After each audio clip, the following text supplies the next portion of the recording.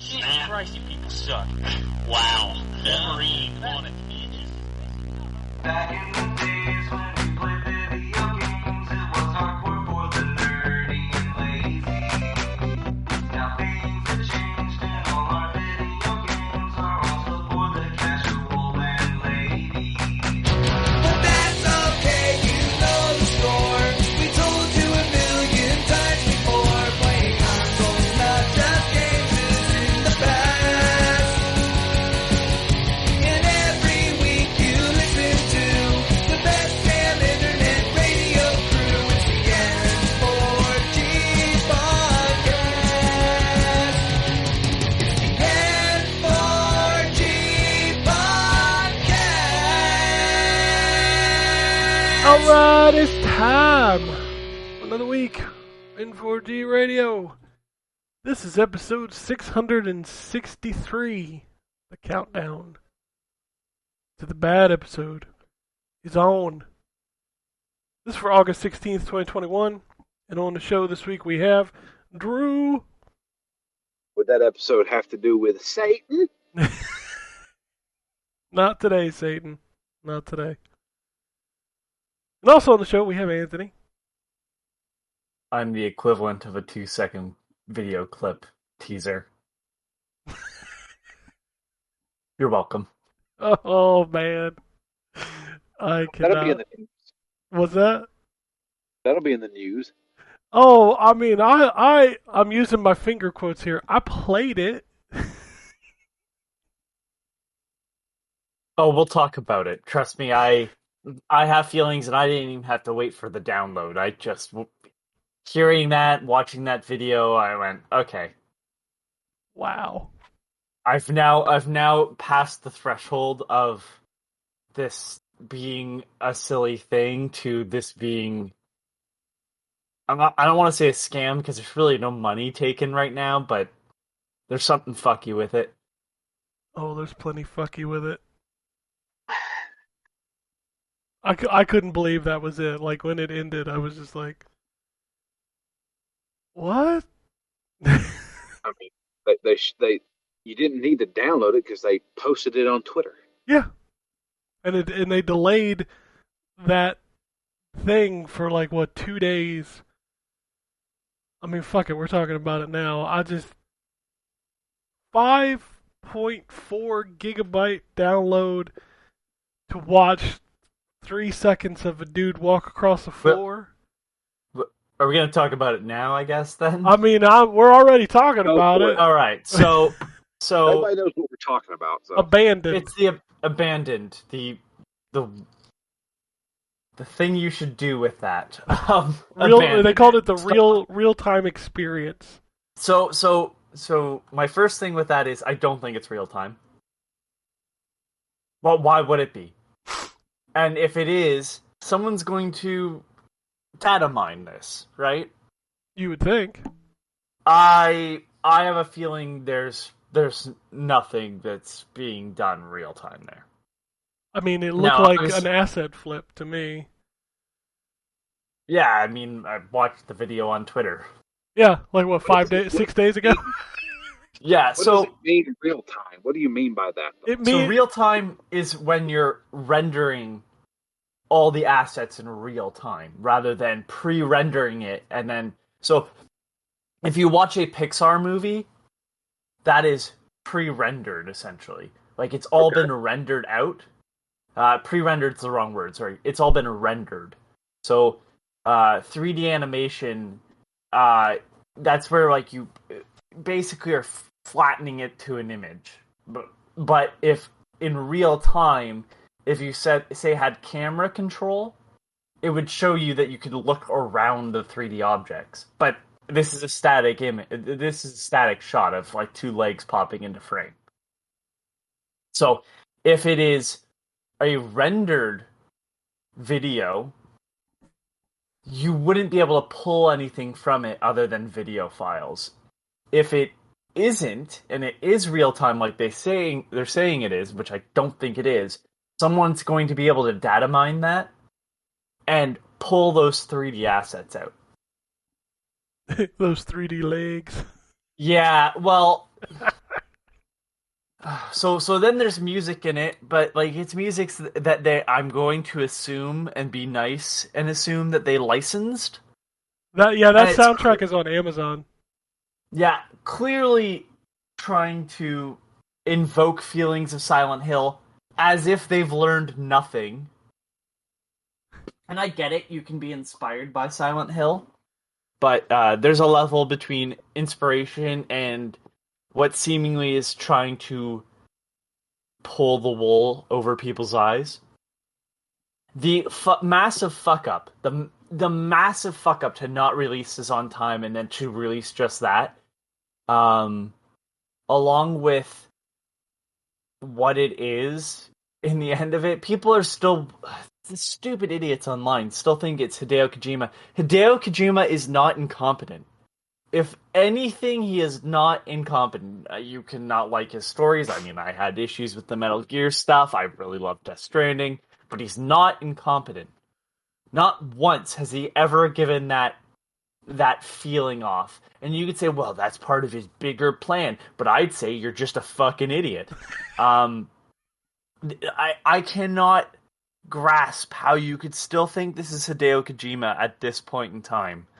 Do you think Hideo Kojima wants to look like a fucking idiot? The only thing I can say is that if it turns out to be him, people will forgive him. People will forget. I mean, you're not wrong, but this is. I mean, you sent me that or I think you sent it to Drew and I that like little breakdown of how long this company's been around and how little they've done.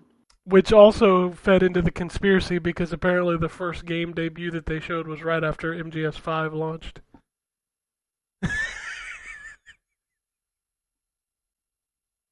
Hey, I don't. Yeah. Things happen in the same year. These fucking people, these fucking Kojima fans. People want it to be something that it is He not. is doing something. Be excited for that, not this shit. Well, they can't because it's coming to Xbox, right? That's the rumors that he's working on an Xbox game. So he can't be doing, a PlayStation love letter. The bigger thing that I want to know right now, more than anything else, is how the fuck did this get as much press from Sony as it has? I know it's just a blog post or whatever, but there's that bothers me. Because, I don't know what they're doing. I don't. This feels like I can't believe I'm saying this feels like a more competent Life of Black Tiger. Like, not as bad of an asset flip, not as clearly an asset flip, but it's still. There's nothing here. There's nothing here, and from 2015 till now, this company has done nothing but spin its fucking wheels. And then they disappear, and then they come back. And I didn't realize there's that many, like, abandoned, games under their belt. But I knew of at least one other, or two others, I should say. So, like, and one of them technically did come out, but they didn't make it. Like, I don't know if this guy, like, I have no idea where this guy is. Again, I want to say he was Dutch. Yeah, I don't know where Hassan is from. Or something like that, but it's like, there's grants. There's grants for making video games in certain countries. That's the reason why I like Electronic Arts and Ubisoft. Eidos Montreal, whatever. Eidos, thank you. I don't remember how to fucking pronounce it. The problem with only ever reading something. There's a reason why they are here in Canada. It's because they do get tax cuts for being here. And of course, I mean, they bring jobs with them. So, and not to bring up another fucking lie, lying thing that hasn't come out yet, but like the Intellivision Amico, a lot of the games that are being made for that are being made via grant money.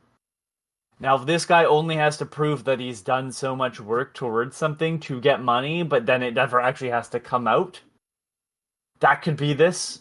Because I do know he's European. That's as much as I remember. I just don't remember where exactly. Like, that's the only thing I can think of. Because otherwise, why would you do this?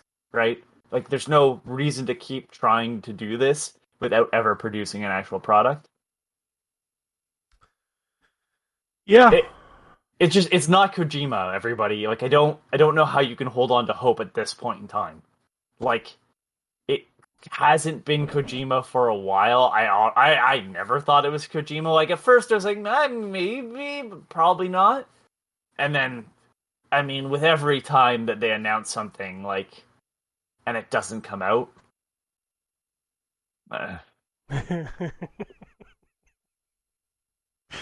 And this is the definition of a train wreck that I can't help but watch it. and people are like, well, I hope nobody attacks him. No, at this point, attack him. I don't give a shit. Like, yeah, you shouldn't threaten him, but like, criticize him. I don't give a shit. Like, what has he done but string people along and then go like, we're not attached to Kojima, and then tries everything to play into that? Like, buddy, like, you're setting yourself up for failure, even if you had something to show. If it was bad, like, he's probably lucky that there's nothing in this video, because the moment it clearly is a terrible piece of shit, it's over. So, Yeah. what a fucking joke of a game. It literally is being kept alive because idiots on the internet refuse to believe their eyes and ears. Well, it will be interesting to see how it plays out, regardless of what it is. It will be entertaining. Let's talk about real video games, not 4-second video clips. Drew, Yes, you want to talk about some video games? sure. So, let's start off with the game that I'm reviewing. I can talk about this, correct? Which one is this? I don't remember Foreclosed. yesterday. Oh yeah, Foreclosed is out. Sorry. Yeah. Foreclosed is a cyberpunkish kind of neo-noir game.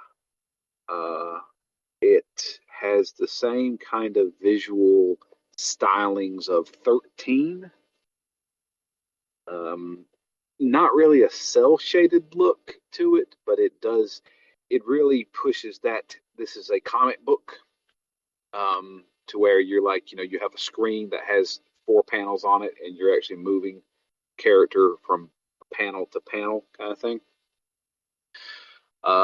It's got really cool style.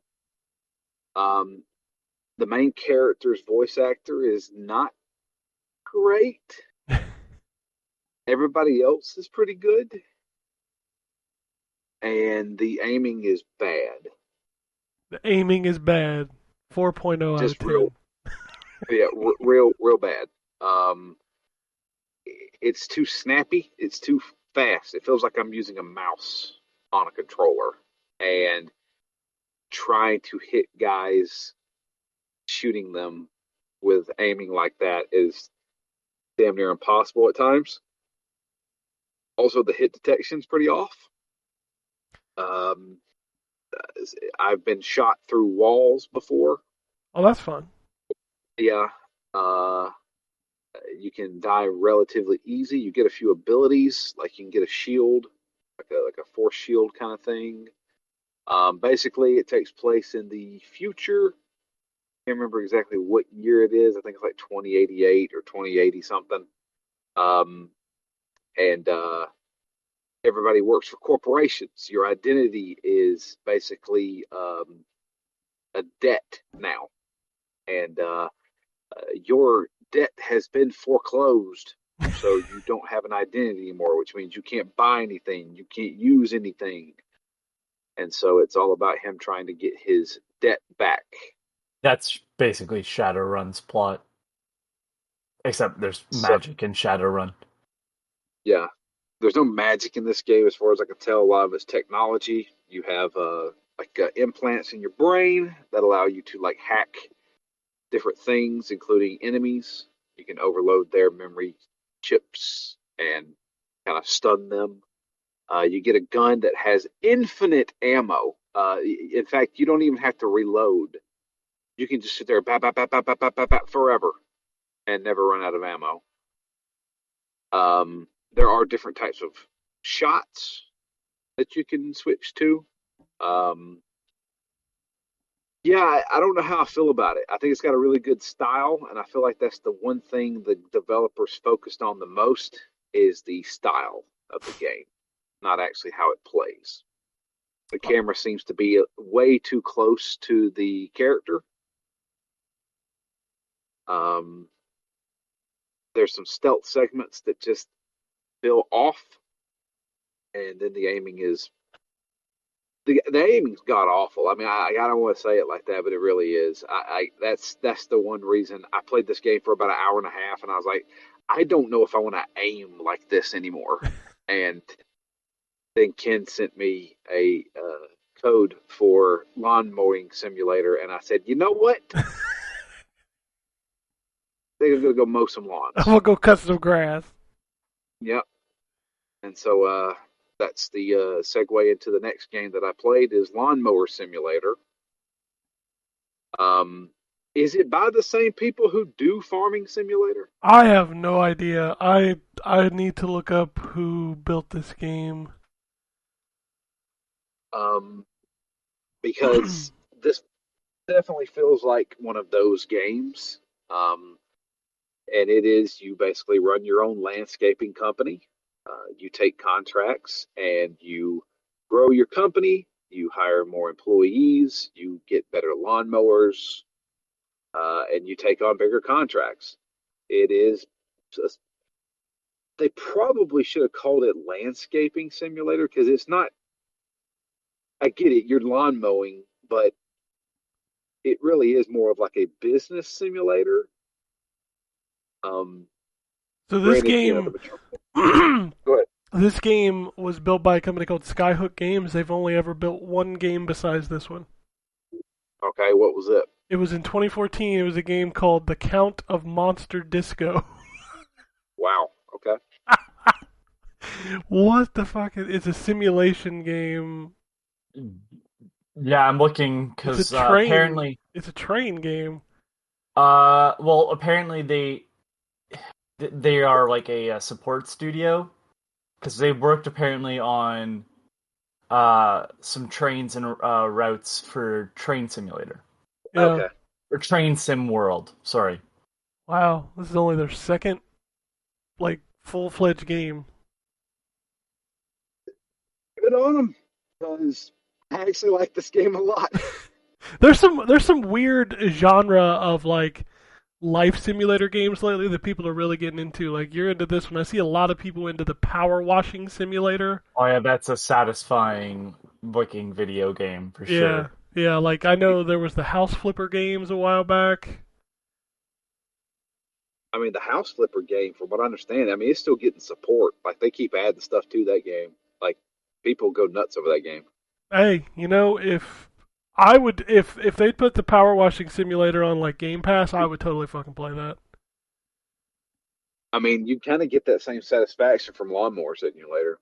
Oh yeah, like the like cutting the proper lines and it is like the little percentage counter that goes up as you're doing the yard and damn, Yeah. that's some good shit. That's some satisfying shit. Yeah, I sat down and played that game for like 2 hours straight, and just cut lawns. There's a few other things you got to do in there. Obviously, you got to keep up with maintenance on your lawnmower. You have to. I mean, once you start growing your company, you can then hire other people to basically go out and cut lawns, so you're getting passive income coming in. You can purchase new lawnmowers. They've got all sorts of stuff in here. Um, it's a British game, so everything's in pounds. Um, I'm wondering if like you can get like a contract for like Buckingham Palace or something like that. I'm curious if they actually do like real world stuff. I doubt they do, but Yeah, I assume um, that's got a license, and I don't think this company has the money for the license. right. But no, it's fine. It's very relaxing. You just sit back and just chill out and cut some grass in the comfort of your own home and the air conditioning. This game only applies to people who have to go outside and actually cut grass, because then you're like, oh, this is so much nicer. Oh yes, yes, very much so. Also, you don't have to get a weed eater and have rocks being thrown into your face while you do it.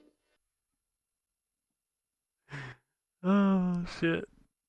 But yeah, I played Lawn Mowing Simulator. That's gonna be like my passive game when I'm not like doing a review game or a Phoenix Down game. I'm gonna pop in and do like a contract, just cut some grass.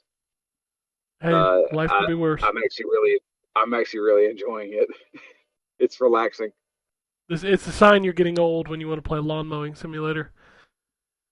Yeah, and there's other things you gotta do. Like before you start cutting the grass, you have to go and check the yard to make sure there's like no objects that you can run over. And you have to maintain a decent like engine speed because if you overheat it, then you start throwing clippings everywhere, or you may dull your blades out. So there's some things you got to keep in mind. But once you get into that groove, you just take your turns. That's all you got to do. Cut some grass. Yeah. But I did play that. Uh, I it's weird, but I suggest that game. It's good. Yeah, I'm not gonna lie, I had fun. Yeah.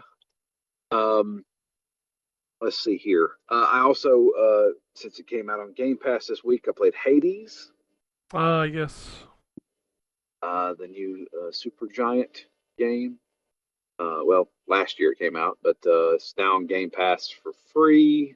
I uh, I had already pre-downloaded it, so I just started it right up, and that's a great game. Uh,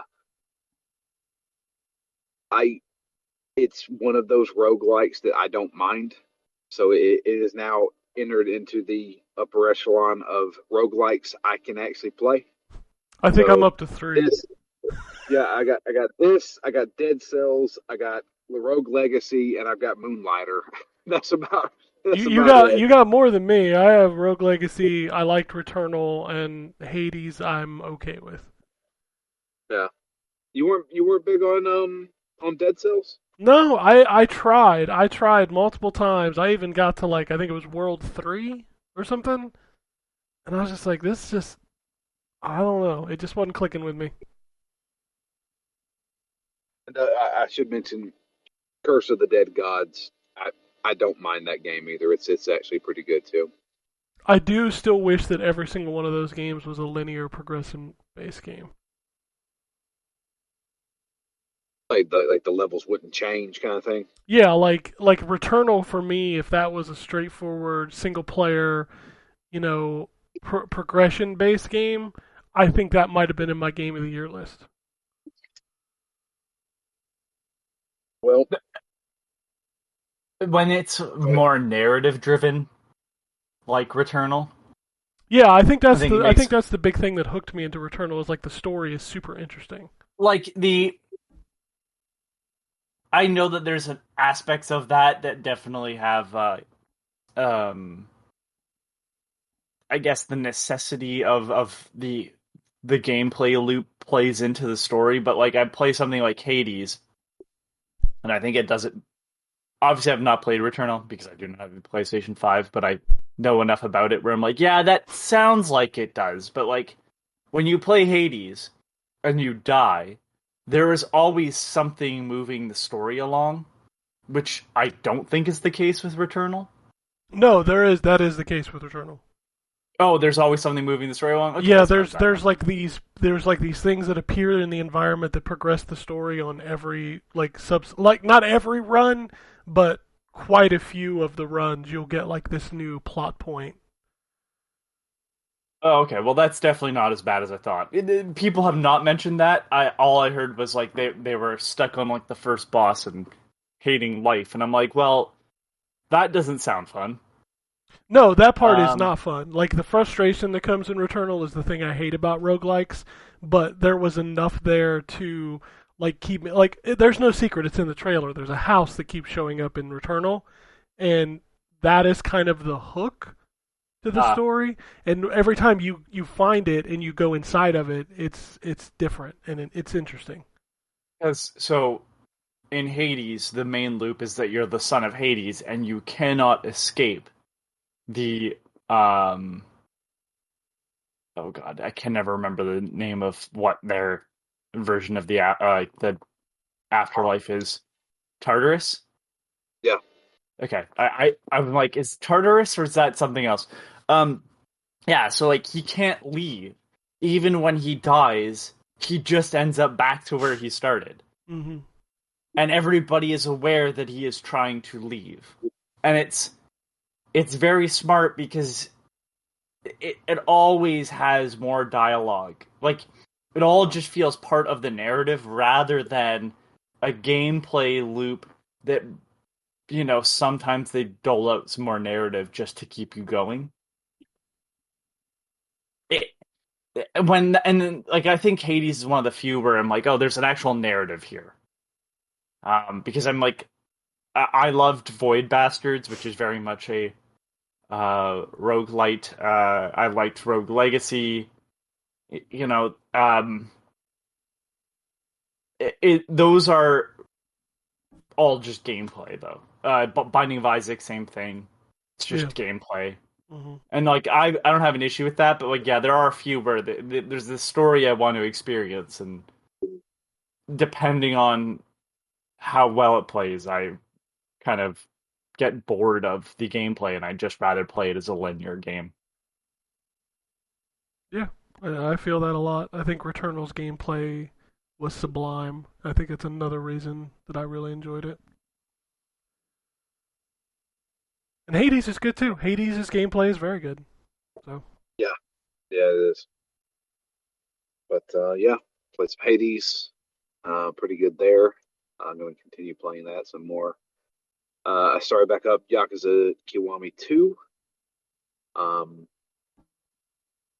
that game can get hard. And I eventually got to the point where I kept dying on a boss, and it kept asking me, "Do you want to put it on easy mode?" And I finally said yes.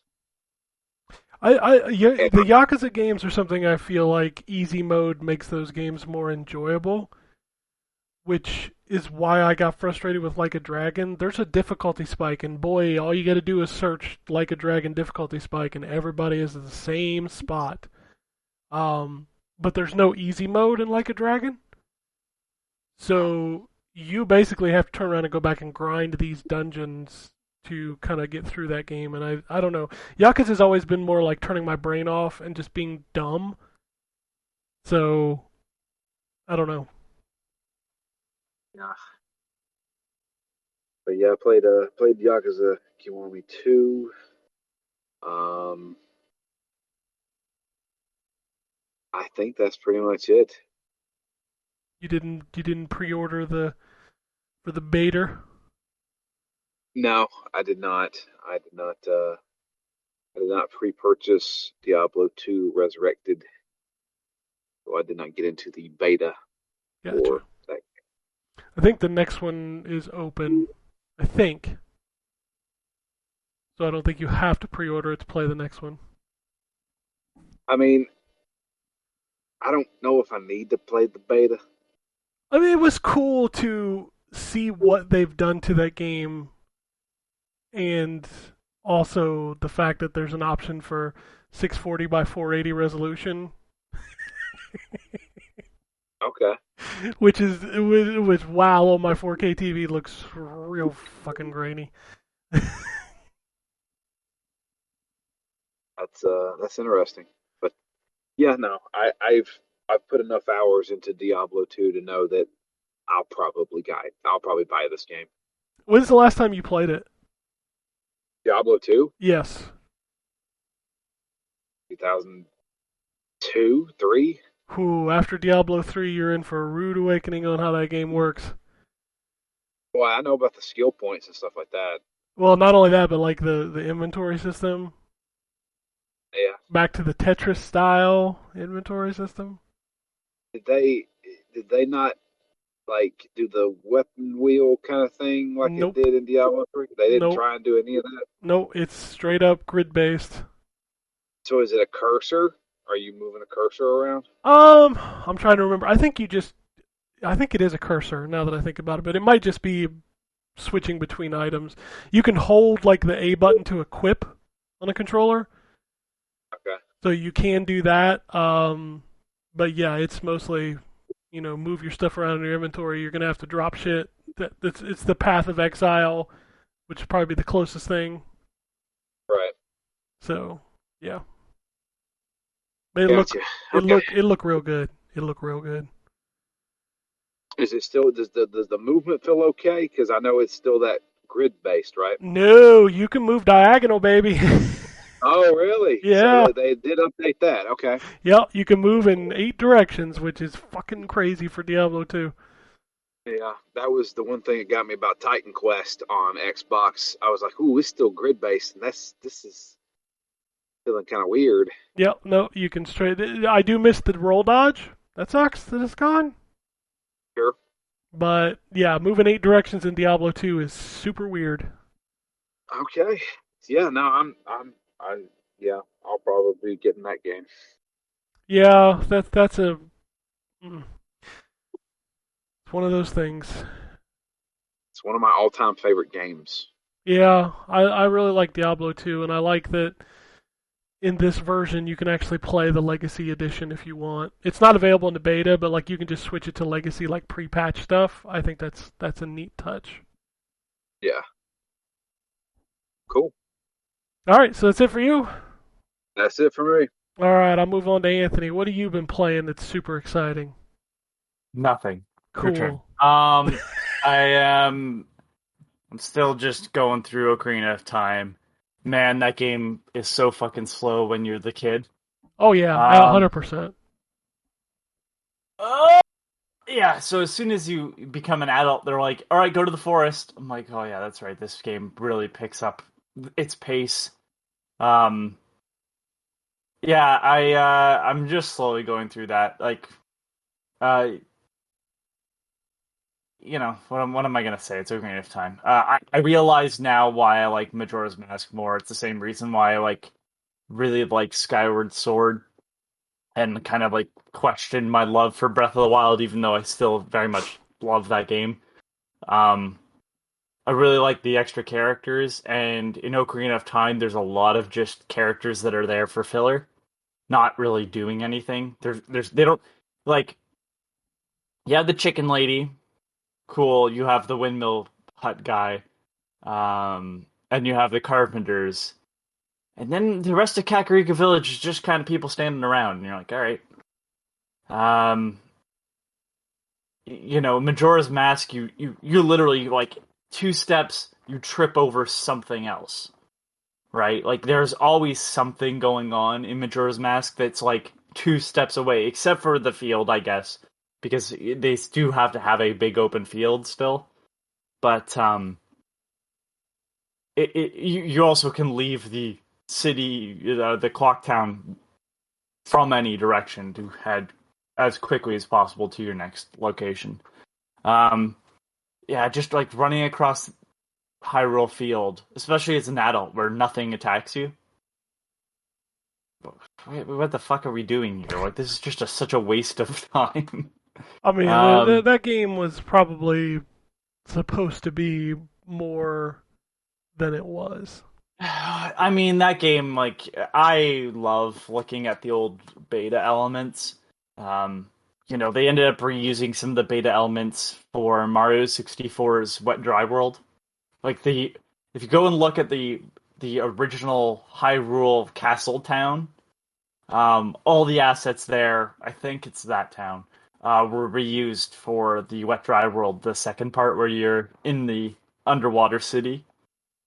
Um, And like, yeah, clearly that game had different aspirations at first, and of course they canceled the disc drive for the 64, but I think we've gotten basically both of those at this point. Like, Ura Zelda was um, Master Quest, which just sort of shuffled around the assets, and Zelda Gaiden was Majora's Mask. Um, I look, it's just like there's stuff that's cut, and like I think it's starting to. I realize now that there's like a lot of empty space at times, and I'm like, yeah, this is probably where they would have put something else had they had the time to do that or the technology to do that.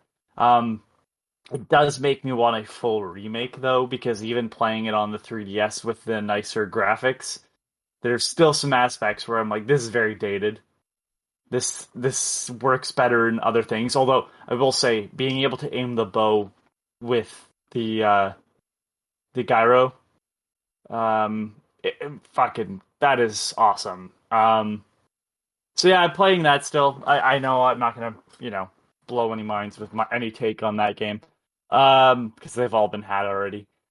What I will say is I also God damn it! I just realized both of what I played this week are very much based on N64. I bought Far Cry 5. I bought Far Cry 5 for a very specific reason. In the arcade mode, some crazy bastard remade every level of GoldenEye in like extraordinary detail, and I played through all of it. It's crazy to me that thing was so flexible to create some of the things that's come out of it, and it did not catch on. I think part of the issue, and this is before I talk about the actual level design and everything. I think part of the issue is it's not free. It's not free. I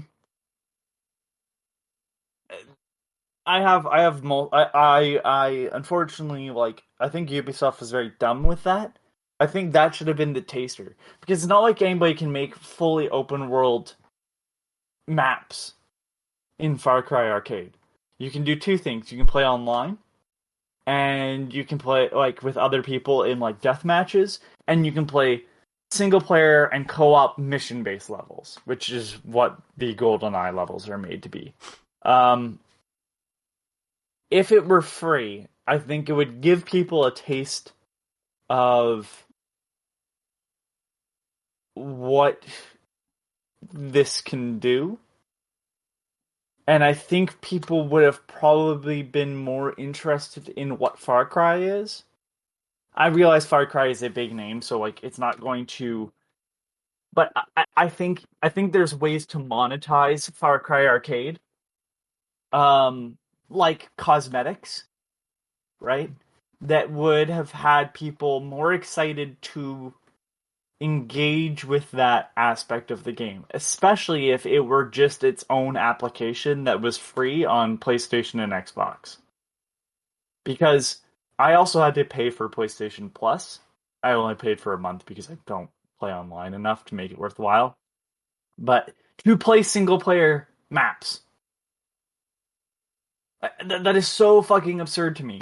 Just like, why? Why would that be a thing? Like, I'm not playing online with other people. So that was irritating. I mean, it's just like Far Cry Arcade. Like, okay, so I'll start off with the dam level. The dam level is like a 1-to-1 recreation. Now, at times it's clear that the guy or gal, to be honest, I don't know who made it. I just know a name. They made a like a 1-to-1 recreation, but they had to use some certain like goofs to like make it look like the thing that's happening. So in certain levels, you'd hit a button and the door would slide open in the original. Well, that's not an asset. So what they've done is they've made a workaround that it looks like a door is sliding open, but it's really just a wall that is being moved when you step on a certain spot. But the work on the dam level, so you start off, you go through, you're like, oh wow, this is really accurate, and then you get to the dam, and the amount of work that it had to have taken to have that dam level work the way it does. So on one side of the dam, you have the high water. On the other side of the dam, you have the spot where bungee jumps at the end. They make you go through and destroy all the things and kill the target or whatever it is. And that is underground like it is in the original game, like it's inside the dam. And then you can take the boat across the water to go to the island that was cut out of the original game, but you could see with like the sniper scope. Like you can drive there. Like this person included that cut aspect. There's nothing really special there, but even then, it's a neat to have that in there. And when you're done that level, you jump off the dam into the water below, and then you move into the next section. Like, it's really well done. So the dam is one level, and then facility and runway are combined, as they should be, because in the original facility level, you exit, and then the runway level, you start off in the same exit. No, it's just one big level.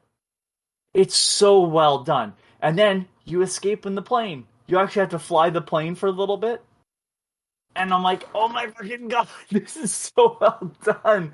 Oh man, and the facility is like a one-to-one recreation as well, where you go in through the vent. You go in through the vent and you kill the guy in the bathroom, and the bathroom is like the exact same bathroom. And oh man, the whole thing was just like this nostalgia trip. And there's moments where I'm like, they've clearly cut some stuff out. Like I recall, the bunker levels having a bit more to them, but in this, the bunker level and the surface level are one map. So again, like they've built this big underground section, and then you go above ground, and you're in the snowy wasteland. Uh, Jungle and caverns were connected, but I think the real treat was the ending, which is the cradle above the giant Arecibo um, satellite that it no longer exists. And when you look down over the edge, the satellite is there, like obviously created out of some random assets, but it looked like the satellite, and it was so well done. I am in shock. Don't get me wrong, I played a little bit of Far Cry 5 as well. It was very good, but like, um, man, just the giant rocket in Silo. Like, if this person does not have a job in map making now, they should be hired. Some smart person should hire this person, because the things that they did with this powerful but like obviously made for consumers level editor is crazy. It was absolutely crazy. Um, I'm just kind of stunned. The only levels I didn't complete were the train yard into the train, which I got right to the end and died, and when I'm not going through all that again. And the other was the jungle into the caverns, because I had it glitch, I think, and I could not get through. Because you have to hit these certain marks. That's the way they kind of fake the little mission objectives, is that they have waypoints, and you have to hit the waypoints for the next like door to open or whatever. As for Far Cry 5, man, I don't know what people were playing to say that there wasn't some sort of political message in it. Now, obviously, Ubisoft said there wasn't, but I'm like, no, this is very much appropriate. Maybe it was too ahead of its time, but maybe COVID made me change my mind.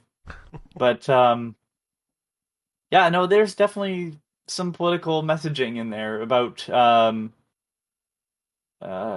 god, what's the fundamental Christians and like cult cult beliefs and stuff. Like, good lord.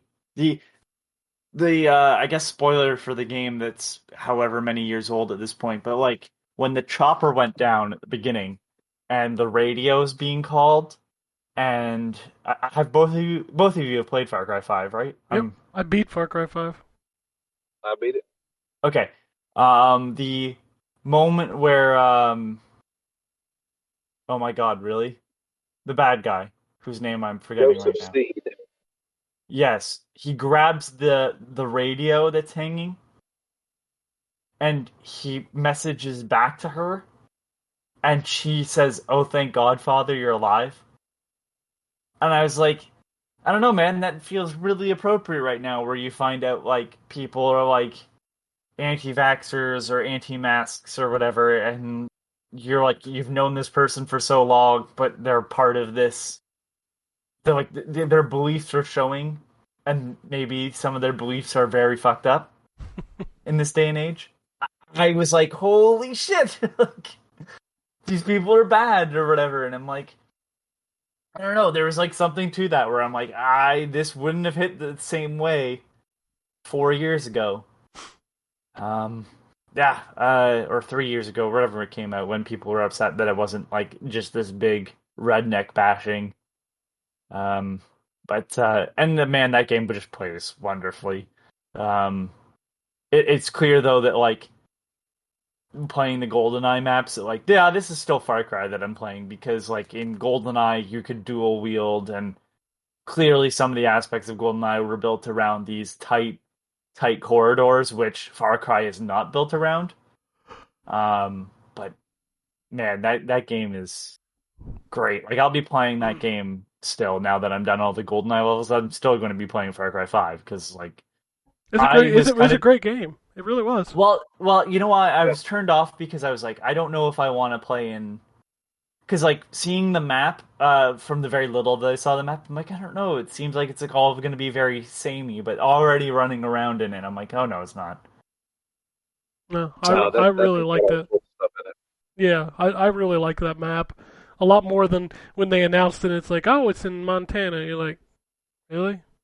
that was so I was excited that it was in the US, but I was like, oh, Montana, and then I'm like, they're showing video footage, and I'm watching gameplay from other people, and I'm like, it seems very samey, and like that was my issue with 4. What is was it was very samey, and there was like, and I realize you could say that about all Far Cries. Like I love Far Cry 2, but that's very very samey, right? Far Cry 3 though, like I'm like I always felt like I was stumbling over something interesting. And I didn't feel that way about Far Cry 4. And seeing a bunch of trees, I'm like, oh fuck, it's just gonna be like big foresty areas. But then like early on I found that um shelter or whatever that was flooded, and I'm like, oh, they have these in this game because they had those in New Dawn. But I was like, I didn't know it was going to be in the original Far Cry 5 as well. So yeah, Yeah, the treasure hunts are really nice in that. Um, I'll give you a little word of advice. Use your friends as much as possible. I played that game trying to be stealthy and take out guys, and then I get into a firefight and end up dying. You have your friends for hire, use them.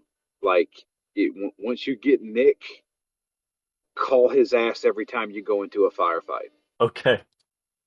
because he just comes in with an airplane and just murders people. And it makes that game 10 times fun. Like that's the best way to describe it. It doesn't make it easier, it makes it funner because you have these really powerful allies.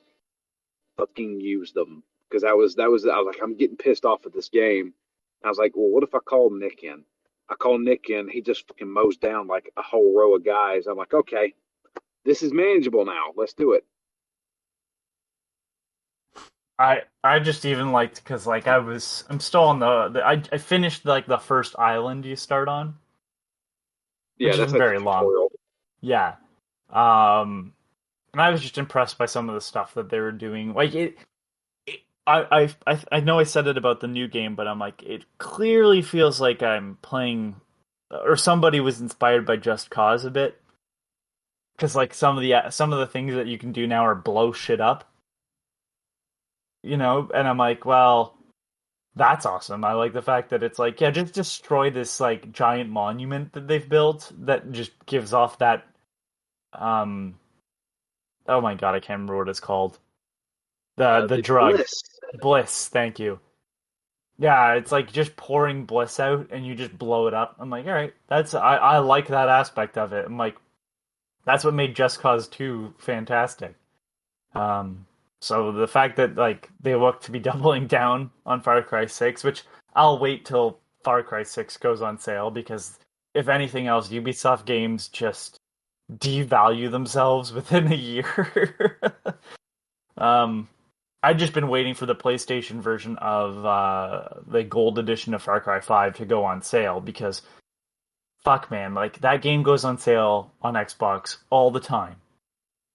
But the basic version of Far Cry 5 would go on sale on PlayStation Store, and it'd be like $30, and I'm like, well, it's $25 for a disc copy down at EB used or whatever, and the season pass is still $30.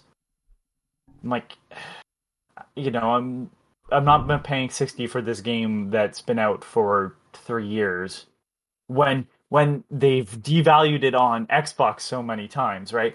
And I would have bought the Xbox version, but the stupid GoldenEye maps are only available on PlayStation and PC right now. So, yeah.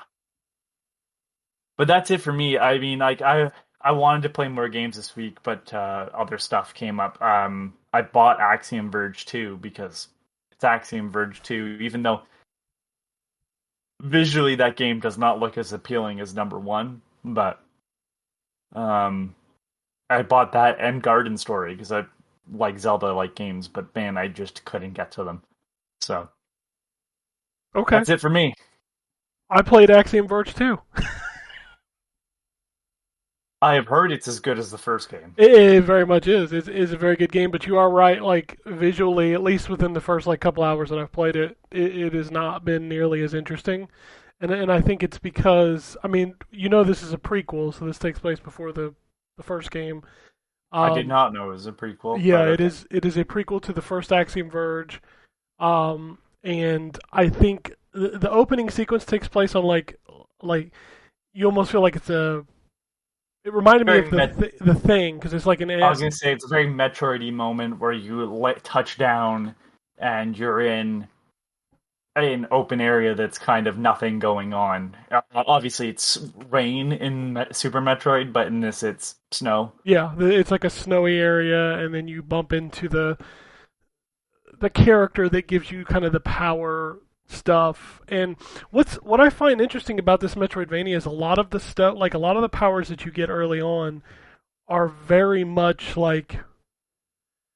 It's weird. Like one of the first movement powers you get is the ability to grab ledges, which was a weird thing for me. I'm like, ledge grabbing is a power up.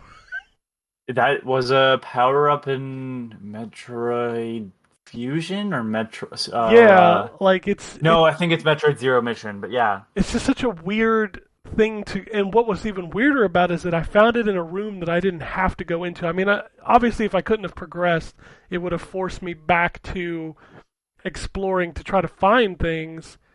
But I just happened to walk in a random room because I was exploring and I found it and it's just laying there and I'm like, oh, okay.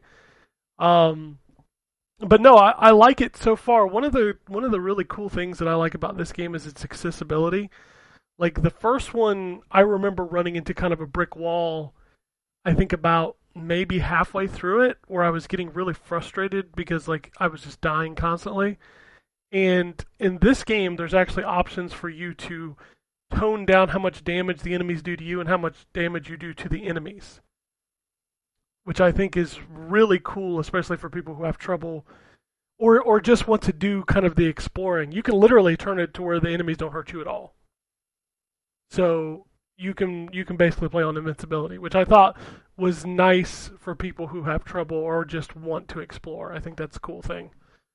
Again, it's one of those games that does have a story. Yes, there's definitely So a story I totally going on. understand wanting to allow people to just experience that story.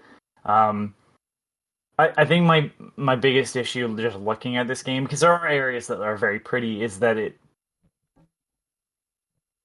think the first game is so stylized, Yeah. and this game is not.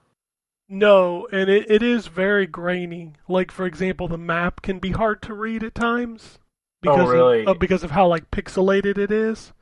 Oh. So those are definitely issues I've come across. It almost feels like they made it too retro when you're talking about putting a modern game on a 4K television. I just think some cleaning up of the pixels would have helped immensely. So, but outside of that, I think it's great. I like the first one a lot, and I think I like this one. I need to play it obviously more, but I think I might like this one better because it feels refined. I just want to see if the story and exploration is as good as the first one was. So, that was what I was playing on PS5. I am also playing a game for review on Switch, which I can't talk to you about yet. And I'm also playing a game on the Xbox that I'm playing for review that I can't talk to you about yet. And unfortunately, those two games ate up 90% of my time this week. So outside of that, I actually did play another game that I can't talk to you about yet, even though I'm not reviewing it. I tried the Madden trial, and when I say I tried it, I literally tried. So I got through one game, and then after I finished the game, I tried to log in for the next 2 days, and it was telling me that the servers were down, which apparently was a regular issue. And then yesterday, when I booted it up to try again, it told me that I only had 2 hours left on my trial, and this is a 10-hour trial, and I've literally played the game once. Like, played a game one time, which took me about 45 minutes. So somehow 45 minutes ended up being 8 hours. And it turns out that that is a bug in the trial. That game is a mess right now, functionality-wise.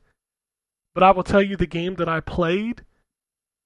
So last year, the game was built on Xbox One and PS4, and then it got a patch. Like, I don't want to call it a patch. They actually released a separate executable on both systems for the PS5 and the Series X.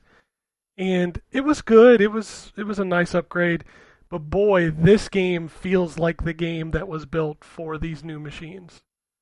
Like things from the animations to the presentation to just like the little nuance of the game that last year's edition did not have.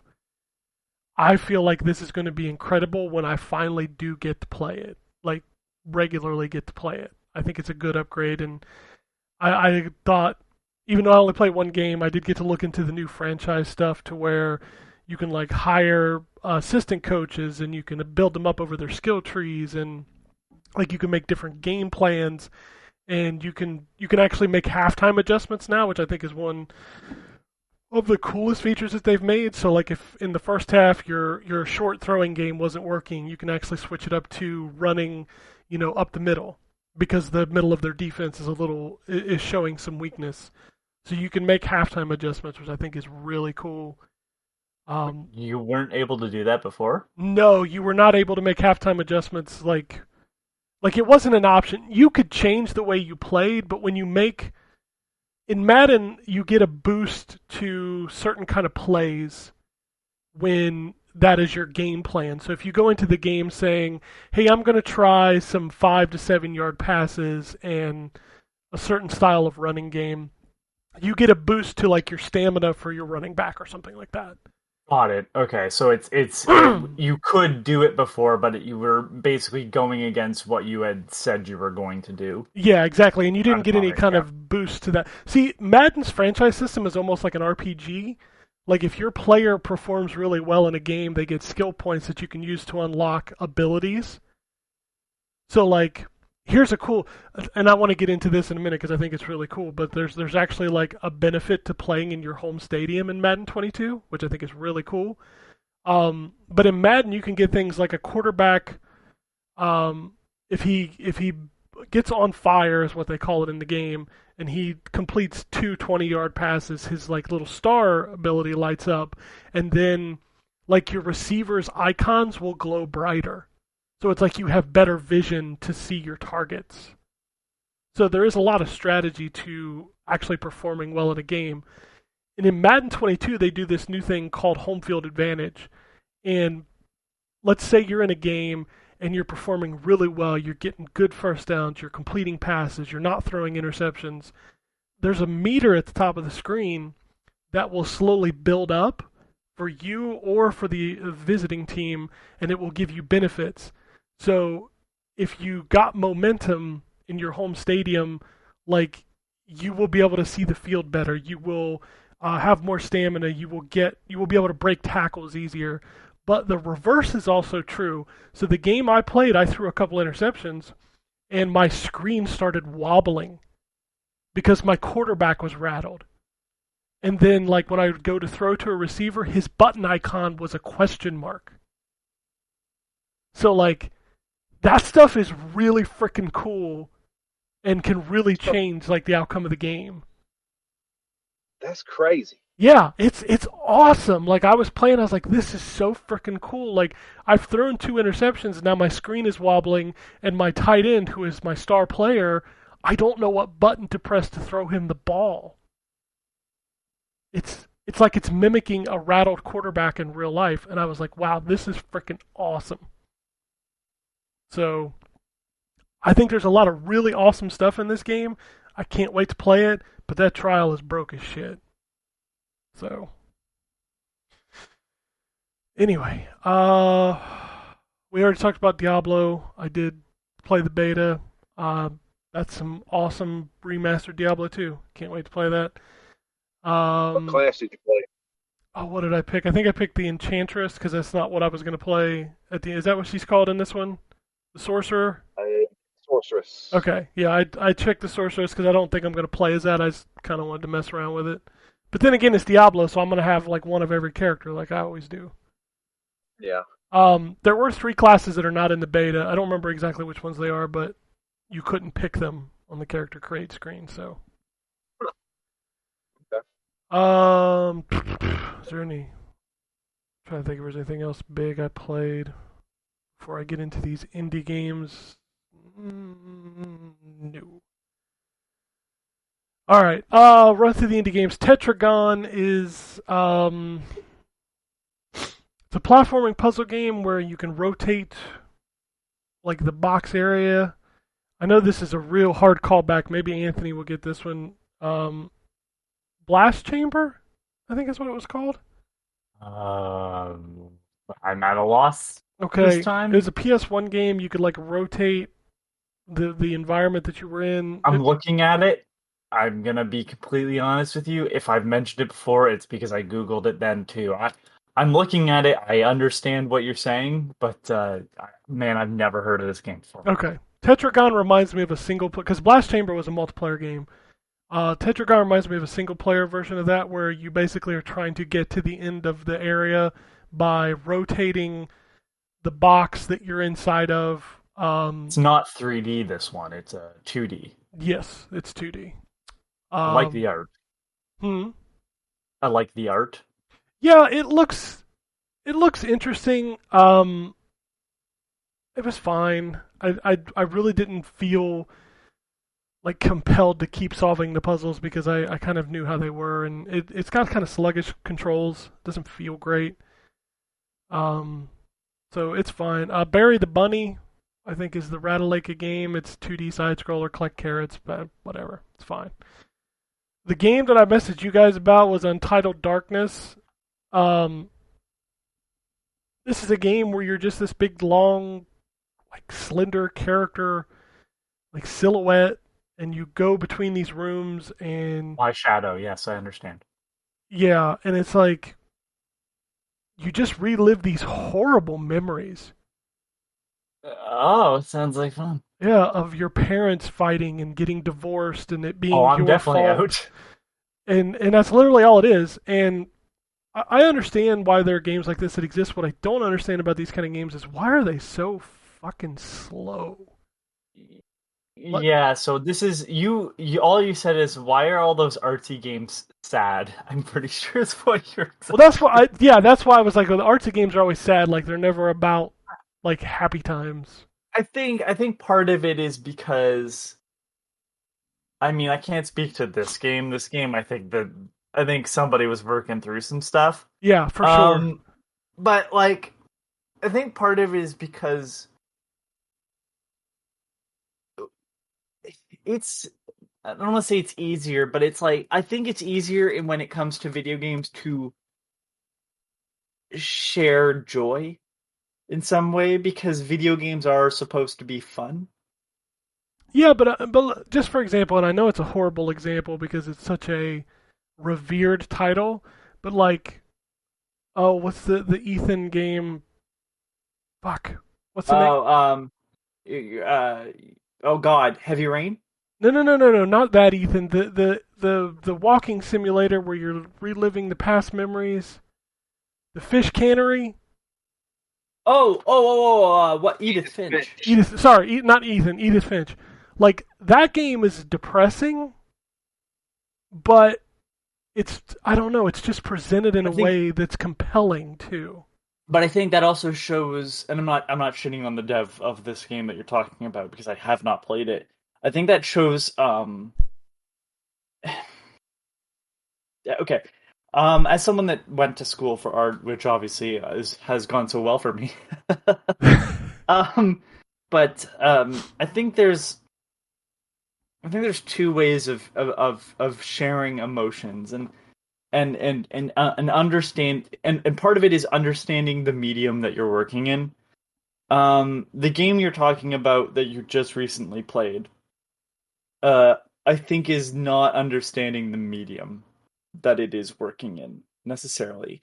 And I think a lot of, and I'm not trying to use this as a derogatory term, a lot of walking simulators sort of fail to understand that at the end of the day they're supposed to be a game. Now, I wasn't in love with Gone Home for reasons that the character that you are supposed to be sort of following through the house, was not as interesting as the father, her girlfriend, the mother, or the uncle that died. I felt that her whole characteristic was, I like girls. This other girl that I like has dominated my personality.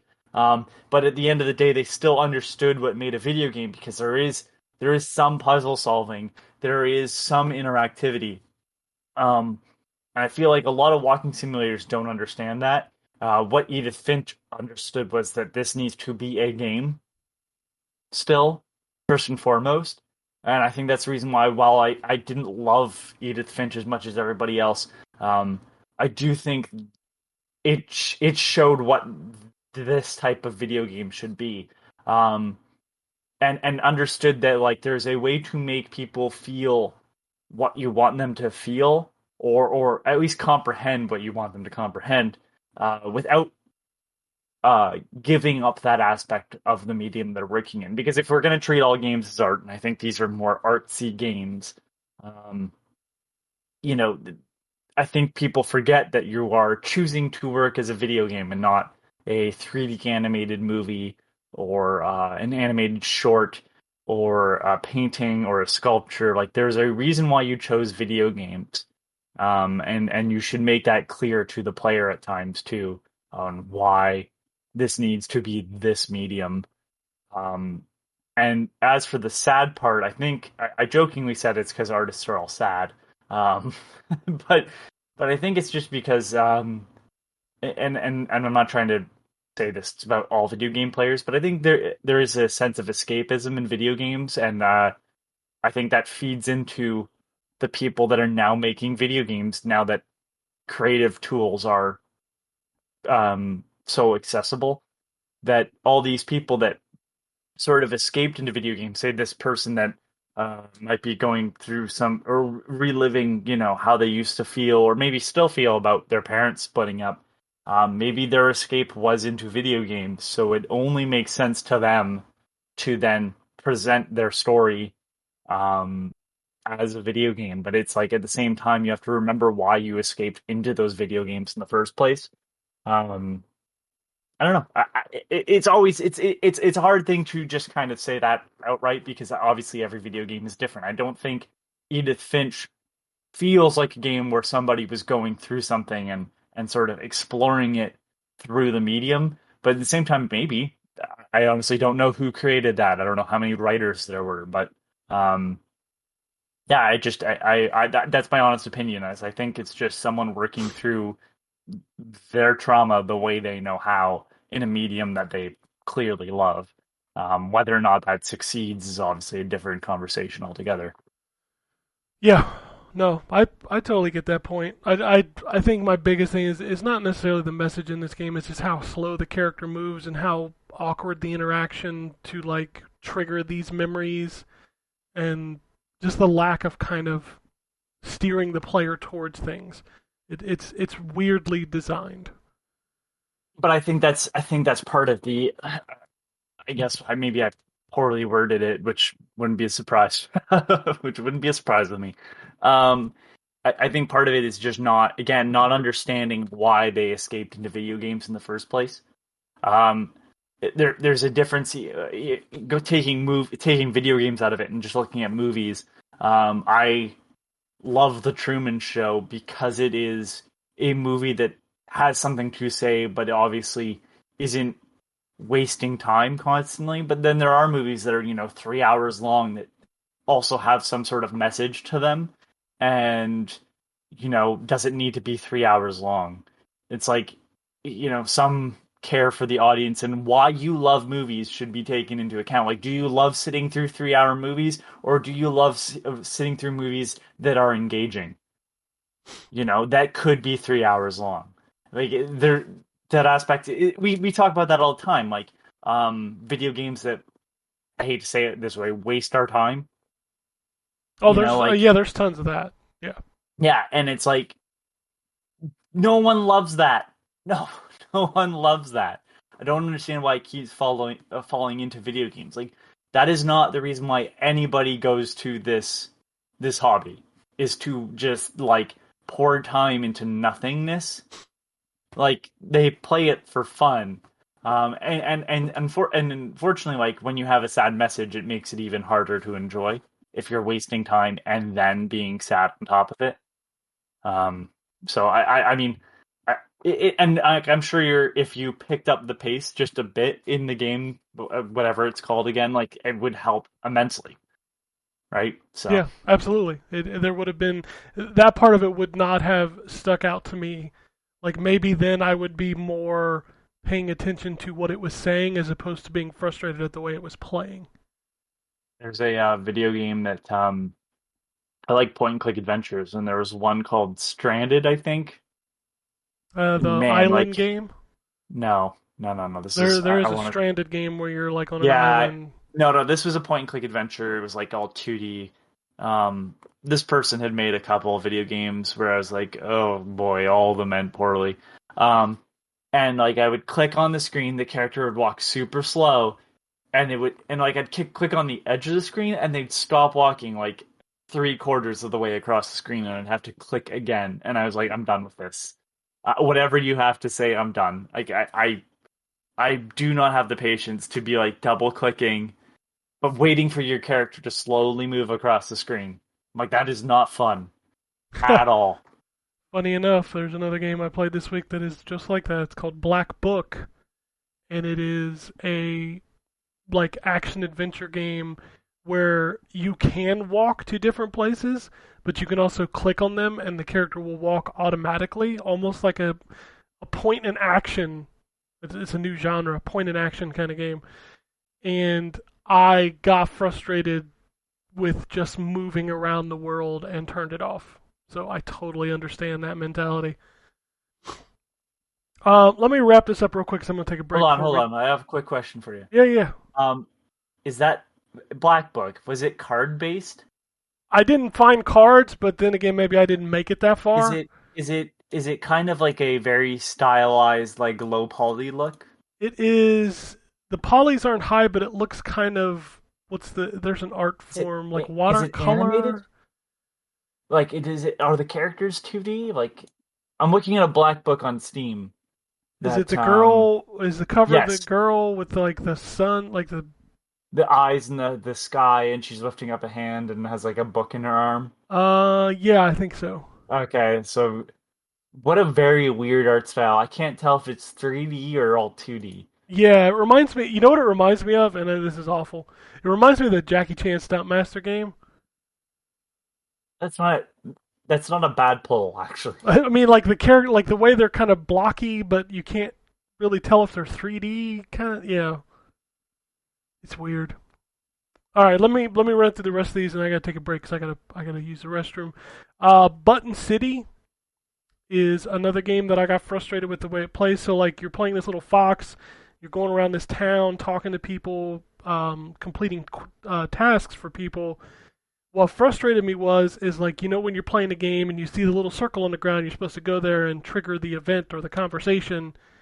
Like the detection of hitting that, I never got it on the first try. So like I would walk up, the button would pop up, I'd hit the button, nothing happened. I had to realize that I had to step back or step to the side or step forward a little bit to get it to trigger. And there were times where I would just mash the button while moving in hopes that it would trigger. And to me, that's just not a good design. These next two games I played a heck of a lot more of than I expected to. The first one's called Jelly Break Deluxe. Now, this is a simple concept. You are a character with two colors, orange and green. You can jump and you can swap colors. So, like if you want to walk, so the platforming part of the puzzles are there are green platforms, there are orange platforms. You got to switch between them to land on the platform. You get the idea. But it is also like a shooter. So, like you can shoot enemies while you're jumping between the platforms. That game was I played through like 10 levels of that game. I thought it was cool. I don't know. It was something that was cool about it, and I just kept playing it. The next game I played a bunch of was Action Arcade Wrestling. Now, when you boot this up, it's about as generic as you get. You've played those games where you get in there and there's not like a set of modes. There's just kind of like a sandbox to where you can go in, you can pick which wrestlers you want, you can pick which ring you want, you can pick which kind of match you want, you can pick which kind of like weapons you want, the difficulty, and then you can just play. What made this good was it plays like a fighting game. It's real simple. It's 3 buttons. The way you think you should be able to do things in the ring, that's how you do them. Like it's very intuitive. And also you can make custom shit, and I mean they don't give a fuck. I had the Ultimate Warrior versus Kratos. I had what was another good one? I had the Undertaker versus Donkey Kong. And it's like the stuff you could download from their online like custom wrestlers and rings. Like there's a ring that's a Monopoly board. And it's just like, okay, but what makes it is that it's actually fun to play. Like the actual mechanics of the game are very good. And I just had a lot of fun with it. And if you like old school like arcade wrestling games, I think you should play it. Next game was called Dwarrows. It is a third person, like top down city building game. I didn't care much for it. Shakes on a Plane is basically Overcooked if you were serving people on an airplane. That sounds. I mean, like, what am I gonna say? Like, it sounds like Overcooked. It's Overcooked. I mean, like, there's literal levels on Overcooked where like you're on like 2 air balloons, and the air balloons like lower and raise. So what the fuck? Yeah, this game is literally Overcooked, where you're only on a plane, and you've got to serve these people and pick up their trash and bring them pillows, and it's fine. It's not really my jam. Kudos on the name. You know, that's pretty funny. Fort Triumph was a grid-based strategy game. Didn't get much into that. I Am Dead is a narrative-driven, like first-person game. It claims to have inverted controls. The inverted control option did not work, so I did not play it. And then finally, I tried 6 times to play Art of Rally. And there is a bug in that game that when you boot it up, it asks you to log into your profile. It stops, it asks you to log in again, and it never starts. And I've looked at this online. There are tons of people complaining about it. The developers are saying, reset your Xbox. I did that 3 times. The game won't boot. So I was not able to play that game. I certainly tried, but I was unable to play that game. All right. I'm going to take a quick break and then come right back. All right. I didn't put any music in there for the break like some shows do. I forgot to mention I also played more of There Is No Game. Oh, yeah. I keep seeing people talk about that. It's like $13 on the Switch, right? So I'm playing it on PC. I mean, it's all point and click, so it would work on the Switch probably pretty well as well, especially if you're playing touchscreen. If it's got touchscreen controls, that is. I honestly don't know. Man, that game has some real like out there thinking. Like clearly making fun of old point and click games, but also falling into the same trap as old point and click games. But man, I'm still not past the second chapter. Like I'm still with the Sherlock Holmes and Watson characters. The writing is still great. But like, yeah, some of the stuff I'm like, oh Jesus, I do not know what to do here. So I'm like sitting there, just kind of going, what do I do next? Yeah, really, really smart stuff though in that game. Like, still, like, just after I'd solve it, I'm like, yeah, that makes sense. I probably should have figured that out.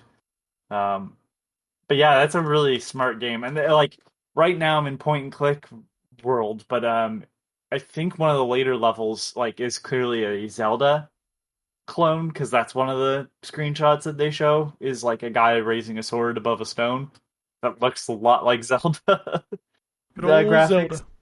Yeah, so yeah, I forgot about that. It just because when I sit at my PC, it's usually for other things.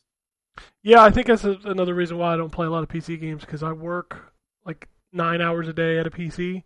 Yeah, that would probably do it. Yeah, like why the fuck do I want to go sit back at my PC and play video games?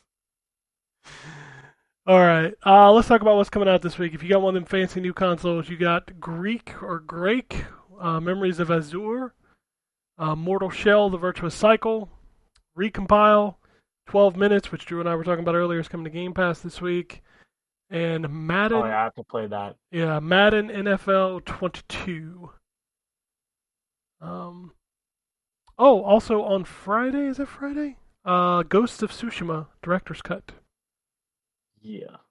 Including Iki Island and Ghost of Tsushima Legends, which will be now a standalone thing. So there you go. The PS4 and Xbox One, we got Pile Up Box by Box. Sorry, Madden NFL, Mayhem Brawler, which I've played a little bit of that. That game is a cool beat 'em up side scroller. Anthony, you should probably check that out. It's a cool game. Sorry, what's it called? Mayhem Brawler. Mortal Shell: The Virtuous Cycle, Tetris Effect Connected, making its way to PS4. Arietta of Spirits. Fract. Oh, Arietta of Spirits is a 2D Zelda clone. Yes. It wasn't spectacular from the demo I played, but it was pretty good. It just wasn't like I could feel it not being. It was like, oh, this is clearly emulating Zelda, but not reaching that level exactly. But it was a very good game. All right. Well, I will probably get a code for it on Friday. Couple hours. I'll check it out. I played a couple hours of it. So, also, holy shit, Mayhem Brawler kind of looks like Streets of Rage 4. Yeah, and I've played it, and it plays good. So you should probably check it out. Ghost of Tsushima is coming to PS4. Madden 22 is coming to PS4. What's coming to Xbox that's not on PS4? We got World Soccer Strikers 91. I think they're about 30 years late on that game. The Veil, Shadow of the Crown, 12 minutes, also coming to Xbox, as is Area of Spirits coming to Xbox One. All right, let's head over to the Switch. Whew, Area of Spirits also coming to the Switch. I think that's coming out on everything. Another game that's well past its prime, 25 years, is Road 96. We've also got Volleyball Challenge, Space Invaders, the Invincible Collection, which a code for that showed up in my inbox this morning. So, does anybody remember when I went off about? No one remembers. Why am I asking? I go off on a lot of things. What'd you say? About. When I was talking about how Strictly Limited Games was kind of a scam because they had two companies that were not the same name. So In and Strictly Limited are the same company, but Strictly Limited would sell the oh god, what was it? The Turrican. Oh yeah, games. Super Remember how I was Turrican? telling? Yeah. Yeah, I was talking about how they had the two collections for Turrican on the Switch.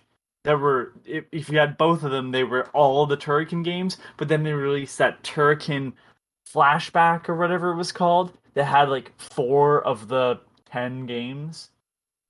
That was the same company. Strictly Limited took those games, spread them over 2 cartridges, and charged you like $50 a piece. And then In, which is again the same company, Strictly Limited, same parent company, took like 4 of those games, put it on a cartridge and digital, and that was the only way to get them outside of buying Strictly Limited, and it wasn't a full complete section. Well, they did that with Space Invaders, the Invincible Collection, because in Japan it was complete. However, to get it complete in the Western audiences with English, put in, you had to buy it from Strictly Limited. However, there was the alternate version, which I can't remember what it was called, and that was the In version, which I don't know if it had a physical release, but it did have the digital one, and it was like three single games out of the collection. And now they're doing the full collection. Like like this fucking company sucks ass so much. Like I hate their fucking business practice. Like they should have just released this in the fucking first place. It's not a new release. It's literally we fucking kneecapped the original version, and now we're releasing the full version, 2 years later or whatever. Sorry, it's irritating that like I called this out months ago and nothing has changed, and now they're finally releasing this shit. Like we should have just gotten this in the first place. I was like, well, I got this code sent in my inbox. Should I redeem it now? Yeah, I mean you can. It's just it's just an issue with like they buy the license because that's the thing. Like they're not making any games.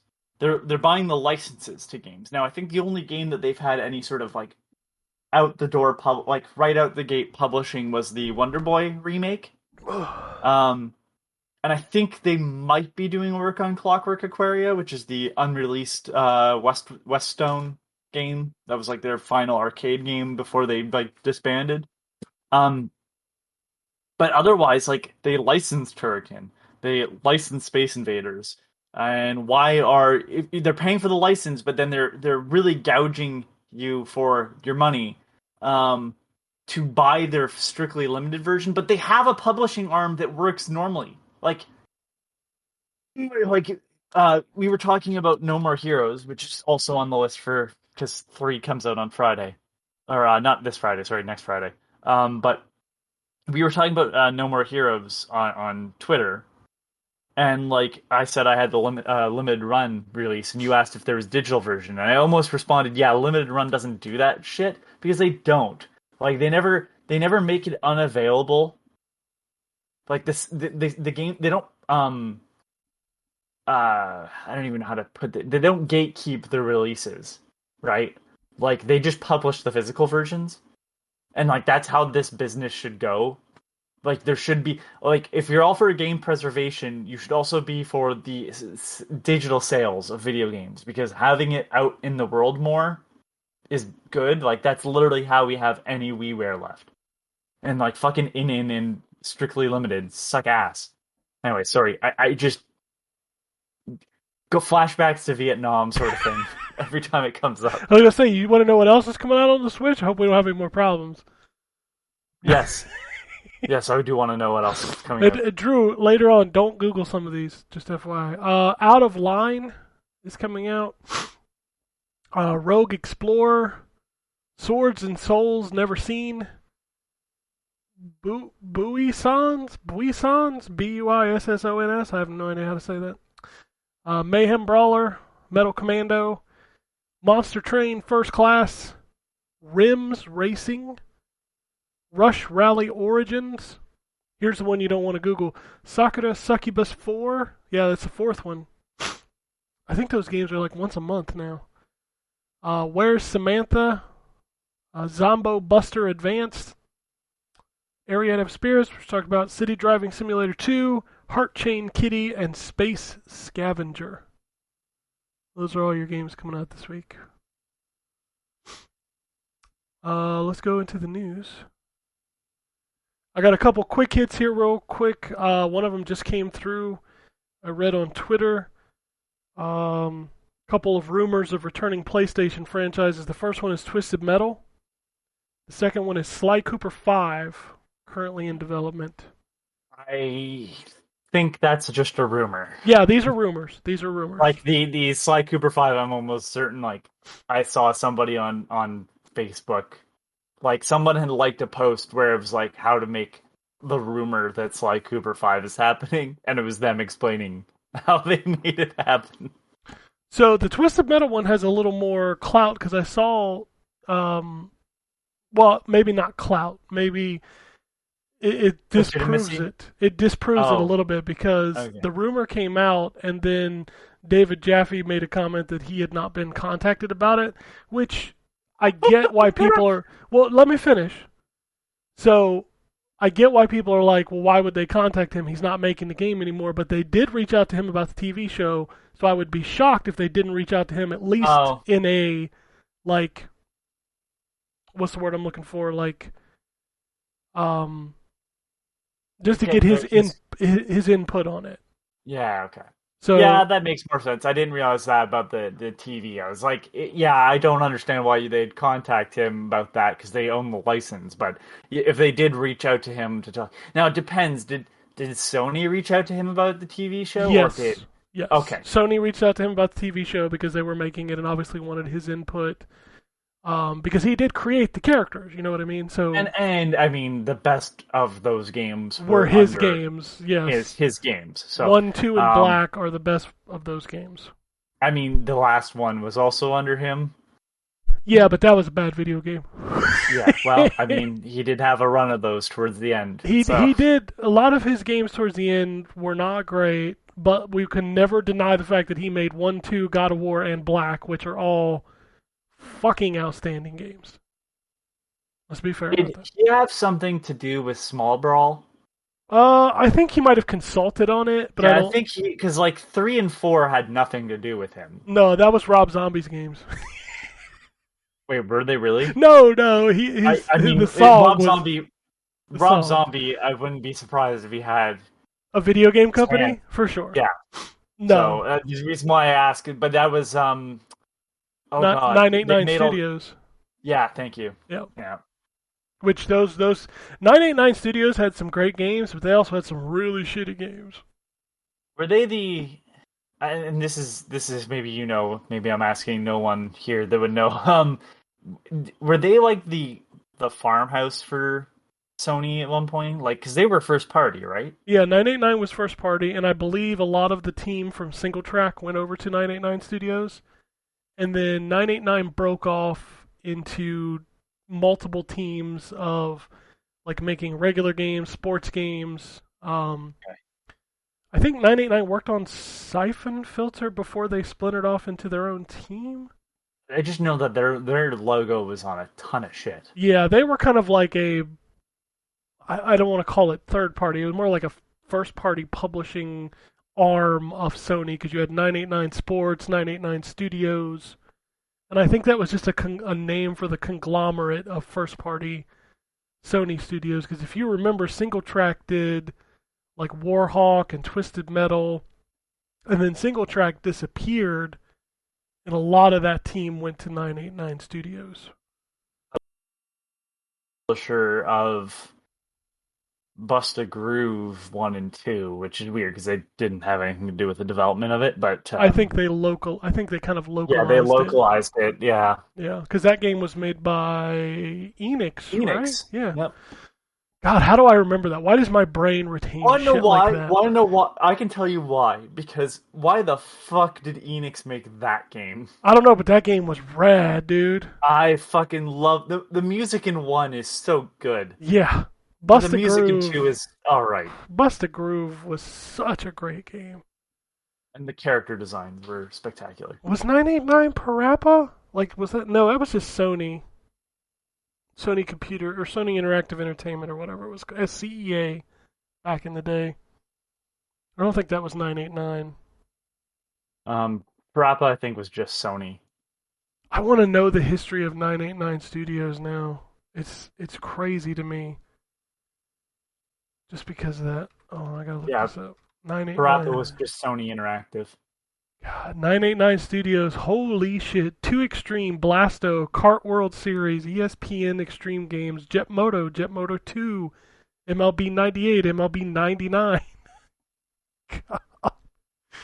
Yeah, so, okay. The 989 sports name is developed from a long history of games, blah, blah, blah, blah. Foster City, California. Sony ImageSoft merged with Sony Interactive Studios America, and in 1998 was renamed 989 Studios. So there you go. What a weird studio. I mean, they went from 1996 as Sony Interactive Studios America up through 2003. Their last published game was World Tour Soccer 2003. I'm looking at it's saying the original founding was in 1995, went defunct in 2000, was relaunched in 2001, and went defunct in 2005. Yeah, that's not at all what I'm looking at. Yeah. I'm looking at a list of all of their games. Most of them towards the end was the sports games, 989 Sports. From 99 to 2003. So yeah, man. Just anyways, yeah, just a weird thing. Sorry, we got distracted. We got 989. 989.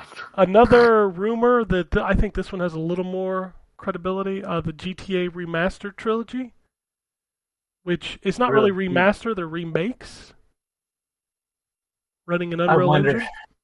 Yeah, I wonder how much of a remake it is. If it's just moving, not say that it's as easy as just moving assets over, but like, are you just taking the models that you already have and putting them in a new engine, or are you cleaning them up a bit? Because, like, let's be honest, Claude in GTA 3 is pretty rough looking in comparison to CJ from San Andreas. Yep. Supposedly this thing is going to be out in November too. So. And like, I'm not against this. You know what I'd really like a remake of? The Liberty City Stories and Vice City Stories, because Vice City Stories is definitely not available, but like, I don't think Liberty City Stories is really available either. No. The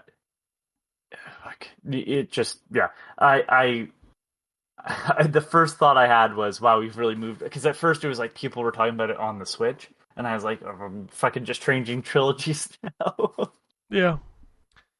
But yeah, there's been a little bit more on that than there has been on Metroid Prime Trilogy, I will say that. I got a twofer here. So QuakeCon is coming up on this week, actually. QuakeCon will be this week. It was really weird for me that this is now a Microsoft event. Like, blows my mind. Now, does Microsoft include stuff that's not Bethesda-based in QuakeCon? Like, does Halo show up at QuakeCon? I don't think so. I think this is just id shooters.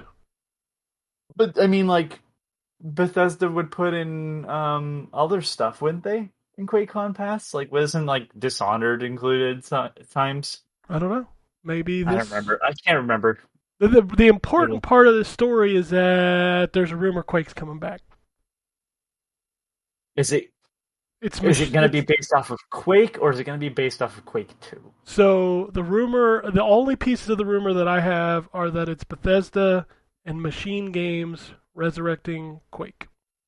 That's all I got. Machine Games finished their fucking trilogy of Wolfenstein first. Well, they got to do please, Indiana and Jones and what's the other game they're working on? I'm never gonna get it finished. I'm never gonna see Hitler die. You never get to fight Mecha Hitler. Here's how I'd want Wolfenstein 3 to go, seeing as how we're probably never gonna fucking see it at this point. I want you to start off. The game's going pretty smoothly because obviously the second game is pretty rough at the beginning. You kill Hitler, and you think, well, that was pretty quick. And then they fucking pull up Boys from Brazil, and there's multiple Hitler clones. And then you just fucking decimate Hitler clones for the rest of the game. I would love you to fight old crazy fucking Hitler in the mech suit from the original Wolfenstein, right? But then, like, you literally have to just fight, like, super Hitlers and just murder them all, because nothing makes me feel better in those games than watching Nazis die in high visceral detail. Like, just, watching BJ Blazkowicz, the Jewish American superhero, murder Nazis was just perfect. I'd love to see them, but the reason why I ask if it's Quake or Quake 2 is because Quake 1 is very much based off of, like, Cthulhu sort of mythos. Yeah, it's more Quake like 2 a dark horror, medieval inspired. And Quake, Quake 2 is very industrial and... Industrial Doom. Yeah. I'm down for people underappreciate Quake 4, and I liked Quake 4. Well, it's the aliens, right? Like, it's the Strogg, and you become a Strogg in Quake 4. I didn't know that. Yeah, that's in the first couple levels. I want more, like, fighting abyssal horrors than I want fighting aliens, because, like, fighting aliens, you know. Motherfucker, I just want Quake back. I grew up playing Quake. I loved all the Quakes.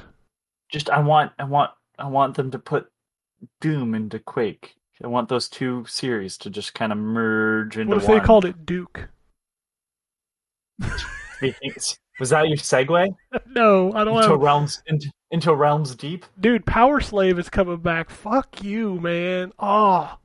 Power Slave. Power Slave was so good. Oh, fucking... Goddamn, man. Like... And it's a mixture of the Saturn and PlayStation versions, which were very different and very... Like, there were really good parts of both of those versions, but man, Power Slave is such a good game. Night Dive Studio, man. I really want my Shadow Man on console, Night Dive. I want to play it. Yeah, that's weird that hasn't released still, but yeah. Microsoft's also going to be at Gamescom on August 24th, so they will be part of that. Another rumor, Call of Duty Vanguard will be the next Call of Duty game. It's set in World War II. Did World War II do well for COD? I honestly don't know. Like, I just don't feel like that made... I mean, Black Ops 4 was seemingly hated by a bunch of people, but also played by a bunch of people. So I'm out of the COD loop, so I don't know. But, like, I don't remember people talking highly of World War II. Yeah, I don't know what is the hotness in the Call of Duty world right now. I'm not in that world. I play the campaigns, and that's about it. Yeah, me too. Castlevania Grimoire of Souls is coming to Apple Arcade. After being delisted from early beta. Yep, and it's out on Android. It's coming to Apple Arcade. I might actually play this because I have Apple Arcade, and it's on my TV. Is it coming to Android? I thought Apple Arcade stuff had to be exclusive. I thought it was on Android. I think it was on Android. They take it off? I think it's taken off. That's because, well, it was in beta, right? It was in like a open beta sort of thing, and then they pulled it down, and it went to Apple Arcade. So I think it has to be exclusive. Now, I'm assuming because it's Apple Arcade, any sort of microtransaction stuff has been removed. Yeah, because it's just in the subscription service. You know, I mean, good. Don't ruin a game with microtransactions. But disappointing that I can't play it. But whatever. I'd rather a good game exist and me not be able to play it than a bad game or a game series that I love be ruined by microtransactions and greed. Yeah. So. Here's a weird one. If you were looking forward to playing the new Life is Strange on the Switch this fall, it's still coming, but the remastered trilogy or the remastered versions of the first two games or whatever, I can't keep track of how many of these there are. That has been delayed into next year. So if you've not played those, you're gonna They're have not to wait. related. They're not related. But they have The characters first two in them. games. All video games have characters. No, they have characters from those original games in the new one. What? I'm pretty sure I saw that in a trailer. Man, I don't think so. I think you were combining because they were all like one trailer that they had. I'm pretty sure it's its own story. Oh, I don't know. I don't care. I don't like those games, but that I remastered love trilogy those has been games. moved into next year. I know Drew loves them. I know you love them. I hate them. Man, speaking of games that move slow, that game starts off pretty slow, but they just give you enough to be like, all right, just a little bit longer, and then you go, and then fucking chapter 5 of the first series is so fucking weird and mind-blowingly awesome. I deleted it after chapter 2. What? Hello? Fine. Okay, I didn't hear you. Oh, I said no. It's so good. Ugh. I'm so disappointed you stopped after chapter 2. I mean, I had spent like 5 hours in that thing, and it was not good, so I turned it off. Some streamers are about to get a rude awakening. I don't know if you saw Dr. Disrespect has started a game company where he's going to make games with other influencers. Yeah, I heard about I this. played a game like that. Yeah, It's called Slide Stars. Oh. I think those are different kind of influencers, Drew. Oh shit! I love how these guys think that making games is so. How many times have I seen, like, you hear people cry all the time, like, why didn't Capcom remake Resident Evil 4? Hasn't that Resident Evil 4 fan HD remake been in development for like 20 fucking years? Yeah, but it's like one guy. I understand that, but everybody thinks it's so easy to do these. Remember when, I hate to invoke this name, Drew, I apologize, but do you remember when NeoGAF was making a game? No? Clearly not. I don't. So they thought they could make a game, and they started it, and there was actually development, and they actually got John St. John to do the voice. That thing never came out. There's more games announced that don't come out than do. I know, but it's just funny how you very rarely hear of some people who are like, well, I could make a game better. Actually make a game, period. I don't like Dr. Disrespect. I think his Oh, I shtick don't is either. stupid. I think the But best joke I saw on I- Twitter was like, what is it going to be, a bathroom simulator? I will say this. He actually has worked on video games. Like, he was either a level designer or a map designer for one of the Call of Duties. Like, he has actually worked, in the industry. Was he tightening up the graphics on level 3? Oh shit! I was gonna make that joke. Damn it! I don't know that. I don't know. Oh, what you're God, we got to referencing. find that for him, Drew. We got to find that for him. Oh my god, it's so good. I can't Um, believe we get paid to play video games. We got to tighten up the graphics on level 3. Okay then. But yeah, he has worked on video games. That being said, the last people I want to be like asked, like, what do you think would make a good video game is fucking streamers. Well, yeah, because they play the same kind of games that, and I get it, it's their business model, it's what people watch, but still. Well, so my idea is 100 people jump into an island. 100 streamers drop into an island. Oh, fucking hell. All right, last bullet point before I get into the indie showcases. Idris Elba's going to be Knuckles, motherfucker. Yeah, he is. That's going to be so good. I'm excited because it's like the perfect stupid choice, but I know he'll give 110% because it's Idris Elba. Yeah. That's going to be great. good He's- shit. he doesn't give a shit if the funniest part is he can do serious stuff and you'll be like, yeah, that's a really fucking amazing role he's playing, and then he'll do some dumb shit and you'll still be like, yeah, that's an amazing role he's playing. I don't He think just I've gives it his ever. all. I don't think I've ever seen him in something I didn't like him in. Oh, he's been in bad stuff, but he's like the best part of bad stuff. That's what I'm saying. Is like his role is. What's the first time I was introduced to him was when I watched The Wire. What was that? What? I heard beeping. Somebody beeping. Somebody about to It self-destruct. was-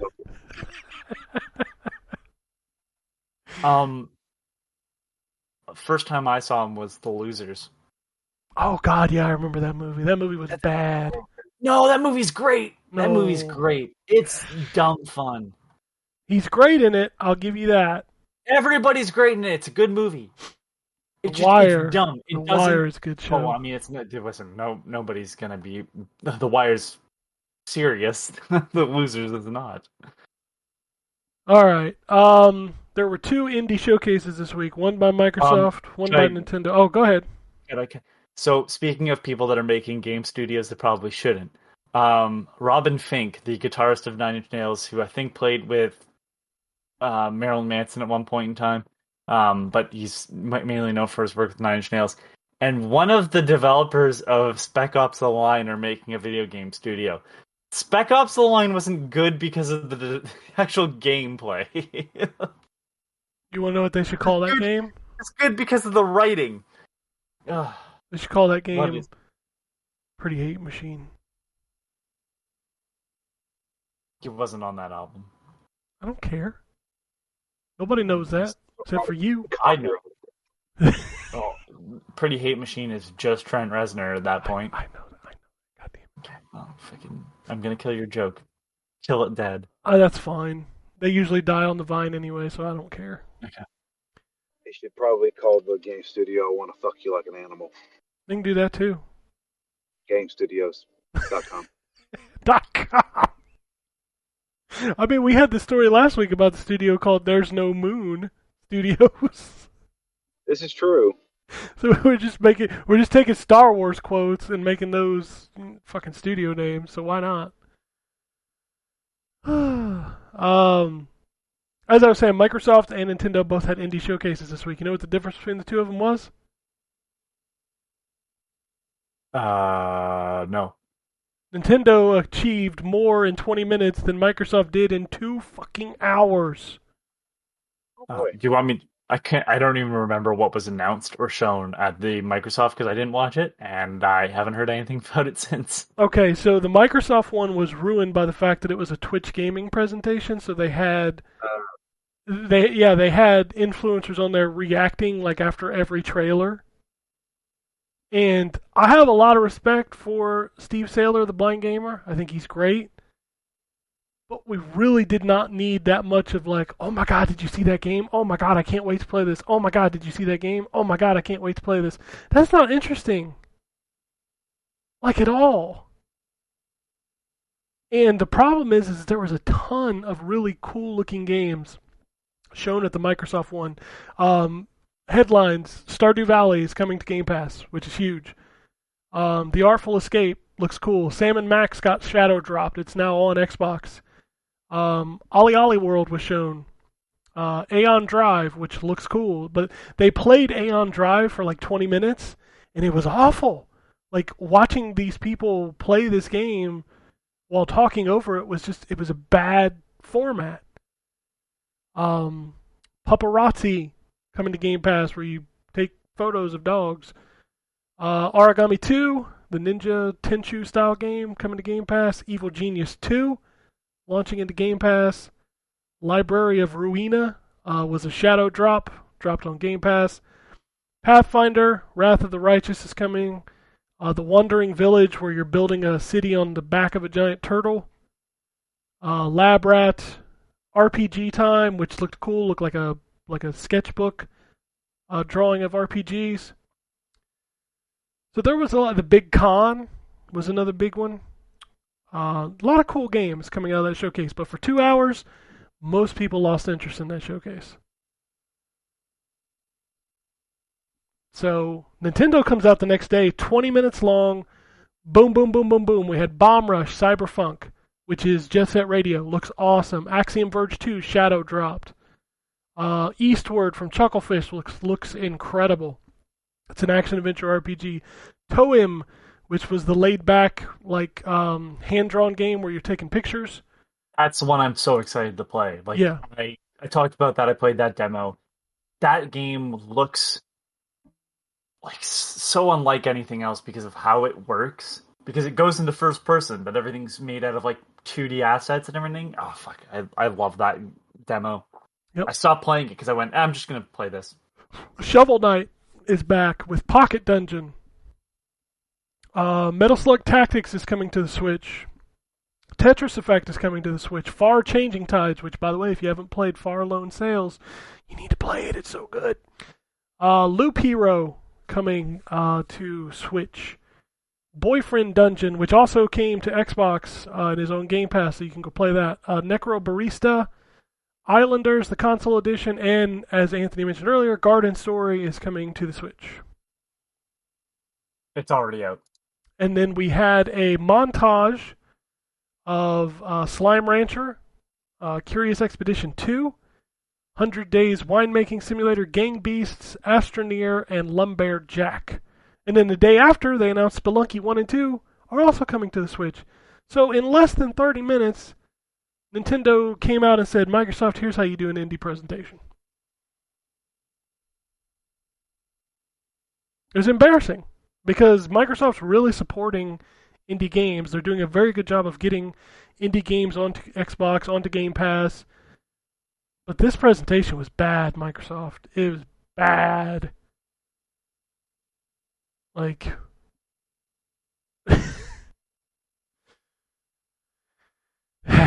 anyway, there you go. Is that it for? That's all I got for news. So if you have anything else, Okay. go ahead and hit it because I'm going to pull up the email. Man, there's kind of a lot. So Realms Deep is happening. I think it's done. Yeah, I think it was yesterday, right? Man, they always confuse me because there's like there's a bunch of stuff announced. Guess what? It's all first-person shooters that play like classical first-person shooters. Yeah, it's I'm 3D currently Realms. going through the. Well, it's 3D Realms Run, but it's a bunch of different devs. Unfortunately, I found out that Project Warlock 2 is going to be going to Kickstarter, which is kind of disappointing because I thought that game was just going to be coming out. Sorry, I'm still scrolling through the list of stuff that's happened over the last week. We nailed the big one. It was Power Slave, baby. Power Slave was the big one. There's a new Postal game coming out. It's called Brain Dead, right? Yes. But did you watch the gameplay of it? I saw some GIFs, and I'm like, okay. It's kind of just Doom Eternal. Because you even have the shotgun sort of with the hook on the end. Yeah, Postal sucks. I'm sorry. Postal was interesting because of how interactive it was. You mean Not back in the because 90s when you could flip a light switch and flush a toilet in Duke Nukem? I mean, No, more like it was interesting because of what, you could wait in line to pay for this milk, or you could just leave, and both of those are totally fine ways to solve that problem of getting milk for the girlfriend that, boy, we've come a long way in video games, just called the bitch. sure. You know. Anyways, it was interesting because there were small things like that. Like you could finish that game without ever pulling the trigger on a gun. Like someone's done it. It's a horrible pain in the ass. But like that was kind of the point of those games, was to be this really weird interactive, like taking the Duke Nukem 3D stuff and building a game around it. Jupiter Hell's released finally. And then I just have a bunch of other stuff that's random, but Darksiders 3 is coming to Switch. Lego Marvel Superheroes, the first one's coming to Switch. Fantasian Part 2 is now out on Apple Arcade. Or it's coming to Apple Arcade, finally. That game was neat. It was only released its first part, so... yeah, I played like an hour of it. Oh, it was neat. I don't have it, but El Shaddai's price has been announced. Oh yeah. Comes out September 1st. Noah's Son, the game. Weird ass I love that fucking game. That game is great. game. I'm just saying. They're doing a remake of El Nope. Shaddai? Well, No, sort it's of. They're just porting a- it to PC, It's just a PC port. It's not a remake. so of- it'll look Unfortunately. prettier. Yeah, but I've already played it, and like, if I want to play it again, I want to bring it to consoles. Yeah, but we already had this talk earlier on that you're not a PC guy, so Yeah, I know. I'm just glad it's getting a second chance. I'm sure that if it does well on PC, It ain't. It won't. no, it won't. But if it does, because I don't know. I don't know how well it'll do. And then the last one is man, that Super Monkey Ball Banana Mania, which is release of 1 and 2, is really adding a bunch of content. Dude, that game's gonna be like awesome. I don't give a fuck. Sonic and Tails are coming to it. Sonic was in the Banana Blitz remake, but it was really hard to unlock him. So yeah, Sonic and Tails are coming. And oh my god, Jet Set Radio guy, Beat is coming as well as a playable character. It's the only time you'll ever get to play Beat again. No, he'll be in the next Sega All Stars Racing. They're never making another Tennis. one of those. I don't know. Maybe they will. They seem to like to bring people out, be like, "Here's your hopes," and then they crush it because they never release a game. Like, here's Knights. But somehow They we just- got a Shenmue in. Well, but Shenmue, they had nothing to do with Shenmue other than licensing out. Yeah, but we still got one. That's not Sega's fault. I mean, Sega greenlit the first one. I blame Sega for all of things Shenmue. Oh my god. Well, when Yu Suzuki's like, I have an idea for a game, and he has been the guy that's like, he made Virtual Fighter, let's just allow him to do it. And then you start seeing it, and you're like, oh boy, it's going to cost us a lot of money, but maybe it'll be good, and then it's not. What are you talking about? It's the most evolutionary game of all time. I got an email from Antonio. You want me to read it? Drew, this email's all for you. Perfect. It's called Scam 4G. Oh, that's us. He says, "Sup, fellas, last week you guys spent some time bantering about scams. Well, here are some of the things I've been witness to. I received a voicemail a few months ago saying a lawsuit was being filed against me and a warrant issued for me by the IRS. I've had that one. I've got that phone call. Yep. I prevented my brother's dad from being scammed when he asked me to look into an ad for a car he wanted to buy, and I immediately figured it was a scam by how low the asking price was, plus a Google search on the phone number revealed it was indeed a scam. I haven't seen that one. My mom received a letter in the mail about a job offer to use her car as a rolling billboard. I did a Google search and found it to be a scam, as I had suspected it was. Had to tear the letter to shreds because sadly my mom still insisted she was curious about it. My best friend messaged me one day and told me she got hired to work from home. This was when she had a bad split from her ex-husband, was struggling to raise her 3 kids. Told she was going to be processing checks, and I immediately told her it was a scam. She tried to play it off as a joke, but I know her too well. She was just too embarrassed to admit she fell for it. And lastly, my brother, unfortunately, he slipped through my grasp here by mere minutes. Okay, so my brother graduated from college this year, and I immediately started job searching online. He accepted a job offer that required him to receive a check, cash it, and then deposit it elsewhere. I know that's a scam, but unfortunately I didn't know he received it until 20 minutes after the deed was done. I, for the life of me, could not understand how he could have fell for it. Once again, I did some research. Turns out young people are increasingly falling for check scams because they are largely unfamiliar with checks in today's age. And he is now on a payment plan with his bank to pay back around $4,000. Oh, my and then God. scammed for $4,000. No! Yeah. Oh, fucking Christ. He says, enough with all this So, enough with all this scam talk. I'm really looking forward to how awesome Abandoned is going to be. Yeah. Not a scam yet. As soon as they start Yet. taking pre-orders, it's a scam. So I've got a scam story for you. Oh, no. bring it on. It actually happened to me.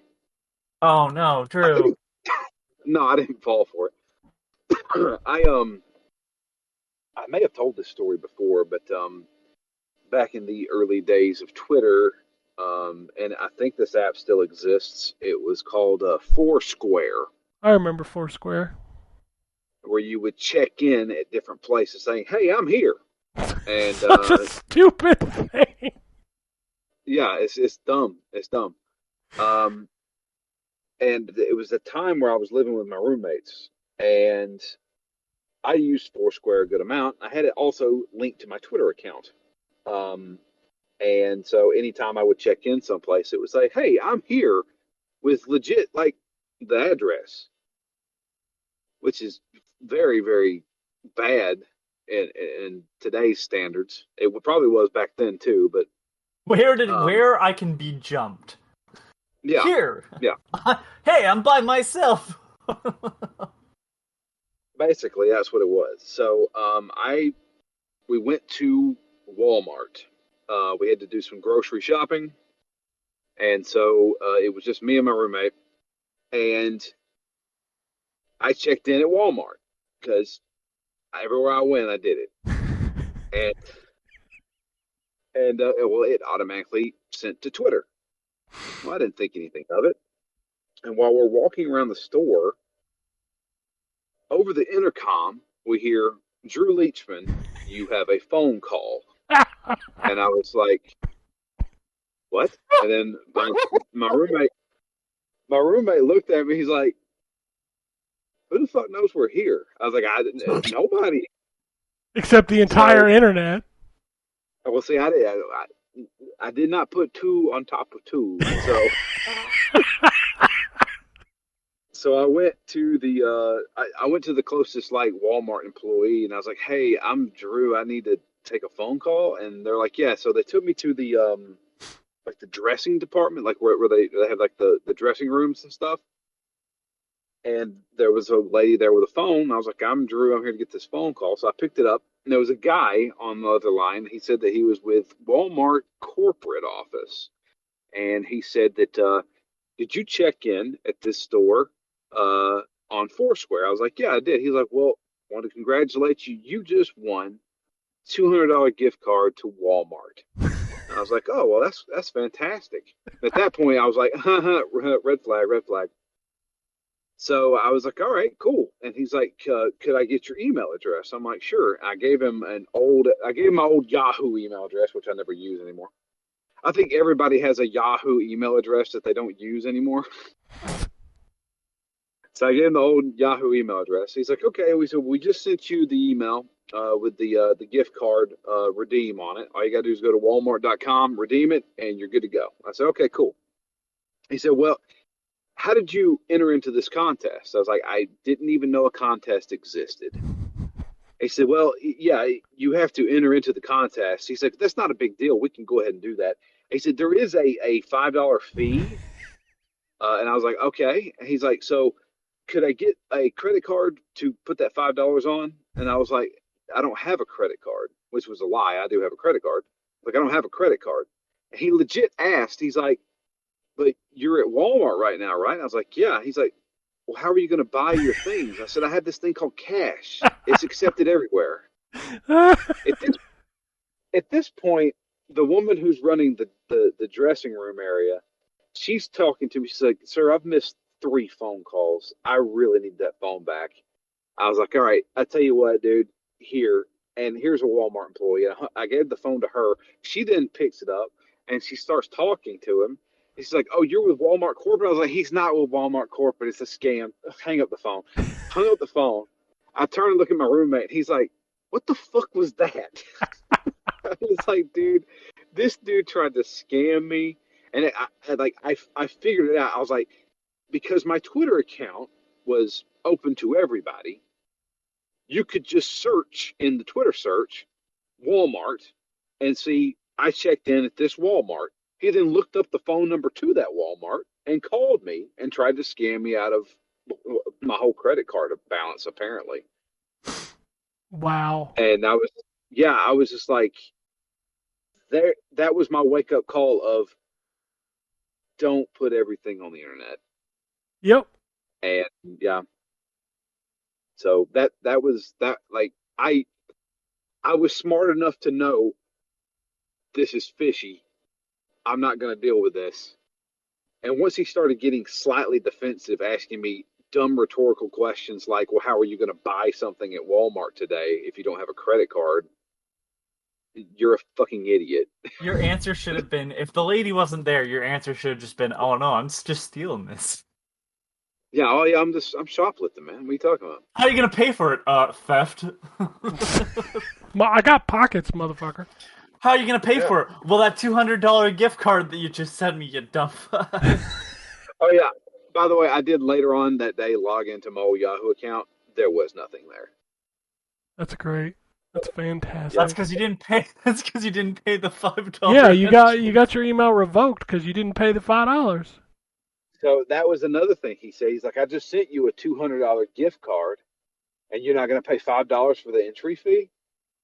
I was like, dude, fuck off. Are you kidding me? You should have been like, no, you already sent it to me. Fuck you. But it was the scary thing is like this guy obviously has done this before, and it's obviously worked for him, and that's the scary thing. The only saving grace is that the people who would fall for that don't know what the fuck Foursquare is, or Twitter for that matter, at that given time. But I'm sure there were people who were just like, oh man, I got a gift card, yeah, and sign me up. Yep, it is. I have to say this. If anybody out there that's listening to this has scammed somebody like that before, I want you to quietly go to a corner and fuck yourself. Because that is fucking horrendous. Yeah. To trick somebody into giving up their hard-earned fucking money like that. Like, seriously? Like, I have no respect for anybody who does that stuff. I'll plug a guy because I absolutely love his videos. Kit Boga. He is a guy on YouTube who also Twitch streams, and all he does is call up scam phone numbers and waste their time. He pretends to be people, like he has a voice changer and all sorts of stuff. And he screws with people who are scam people. And the crazy thing is that like there are just like what I'm imagining fucking warehouses of people who are constantly on the phone scamming people. That's all they do all day. There's a great episode. Well, it's a 2-part episode from Disgraced Podcast. I kid. But there were some issues and some of the hosts aren't there. But one of the hosts that's still there, Reply All. Alex Goldstein, I think it was Alex, went to India to meet the people he was talking to on the scam phone line. Yeah, it gets a little crazy because he makes a mistake and tells them what hotel they were staying at one point. After them intimidating both him and the producer. But it's a fucking great 2-part episode. And they find out some of the stuff behind it. Yeah, there's just these rooms that just offices with no windows and stuff. It's pretty fucked up. My dad, I remember as a kid, my dad got one of those calls for a free trip. All we need is your blah blah blah. And my dad just strung the guy along for weeks and just stopped answering. But fucking, There's a guy who did a bunch of TED Talks. He's a British guy. He's almost like a halfway comedian. And his whole routine is him responding to scam emails and roping them along. I can't remember what his name is now, but you can Google search him. He's pretty hilarious too. But it's bad. Like the scams out there now, like now they don't even get people to do it anymore, especially on the phone calls. It's all just automated crap about my extended warranty or some bullshit. Mm-hmm. and so you just know to hang it up. The thing is that those calls are using real world numbers, because I've called it back and just some random person will pick up and I'm like, hey, you just called me, and they're like, no. And it That happened to me too. Like somebody called me and I'm sitting at work and like, yeah, I just got a phone call from this number wanting about my extended warranty. I'm like, dude, I haven't used my phone all day today, so they used my number for this. And he couldn't grasp that concept, and I finally just hung up on him. it's called number spoofing. Yeah. Yeah. And what's even crazier? So the thing is that number spoofing is sort of easy because it's just tricking the caller ID portion. What's crazier is the email ones, where the email spoof. I've seen them come from legitimate email sources that are like clearly fake emails still, but like, goddamn, they're pretty damn close to. And it's not like, Amazon spelled with a 0 instead of an O type of thing. Like, no, it looks like it's an Amazon email. Or, well, it's not Amazon. What's the one that I got one from like a French website, and I looked up the company, and like, sure enough, that's the email. But like, the email has nothing to do with what I'm looking at on the website. So I'm like, this is not the same. But they can send emails to you from your own email, but that's obviously not what's happening. Like, they're spoofing it to make it look like you're sending yourself an email. Like the hackers inside. I've got multiple emails. They're like my favorite emails to read because they're hilarious. Is it the one? I got, It's the one where I've recorded you pleasuring yourself. Here's an old password. yeah, using an old password. We see this password, which we got from, there's multiple websites out there that just have old passwords whenever there was like a containment breach or something. Yeah. And it's like, yeah, this is your old password, right? Well, it was used to log into a pornography site. Well, we used your webcam to watch you pleasure yourself. So we got a picture-in-picture of what you were watching and a picture of you masturbating, essentially. And you need to give us 600 Bitcoin, or we're going to send this to all your contacts in your email address. And I was thinking, well, Ken, Anthony, Ryan, and Dave are going to really enjoy that video of me masturbating. I was gonna say, if he's gonna send it out, at least give me the title. Yeah. And be like, hey, just so you know, there's a video coming. And there's also a Drew coming. God damn it. I've always been disappointed that it's like sent from like an email that's clearly not going to respond back, because all I've wanted to do is send them a video of me jerking off to the email. Here you go.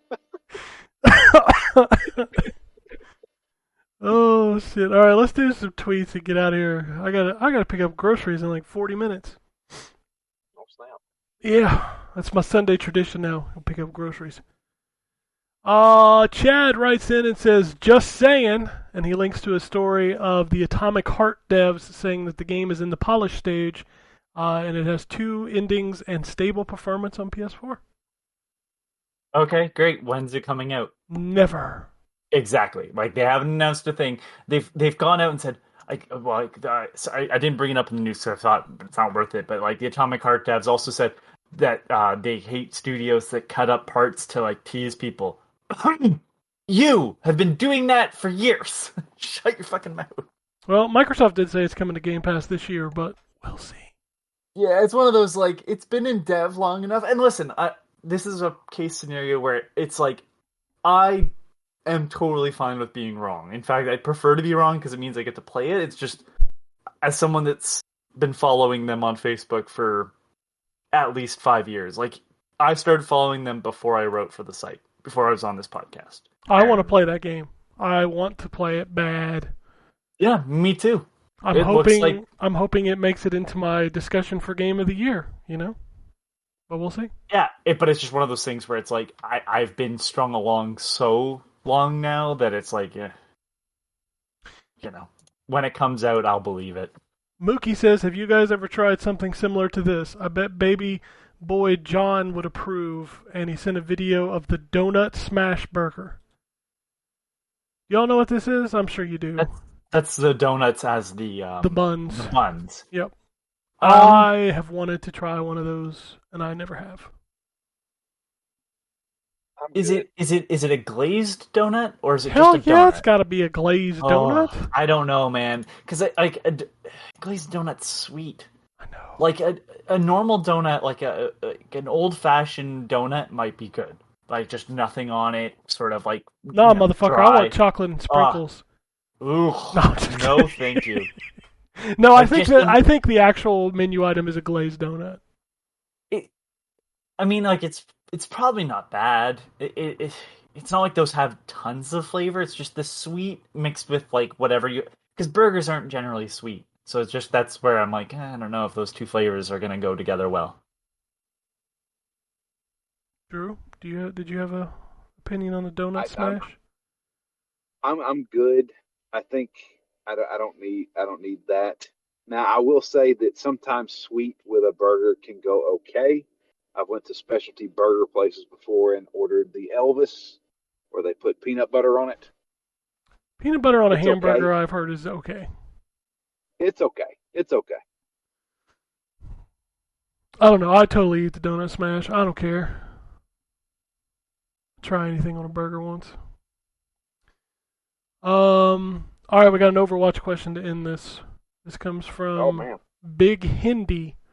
He says the sub community in Overwatch that only plays Total Mayhem is worried that the 5v5 change is going to ruin the mode and in turn the game. And yes, we only log in for that mode, as the focus on comp play has ruined the game for some and your experience with Total Mayhem. Thank you. I don't play that mode. I don't play it anymore. I used to. That's the one where you just get ults constantly. Yeah, like you can literally get like 2 Hanzo dragons in like 10 seconds. And like your health is constantly like doubled or something, I think. So like time to kill is super long. Yeah, I don't know. I have not played that mode in a year probably.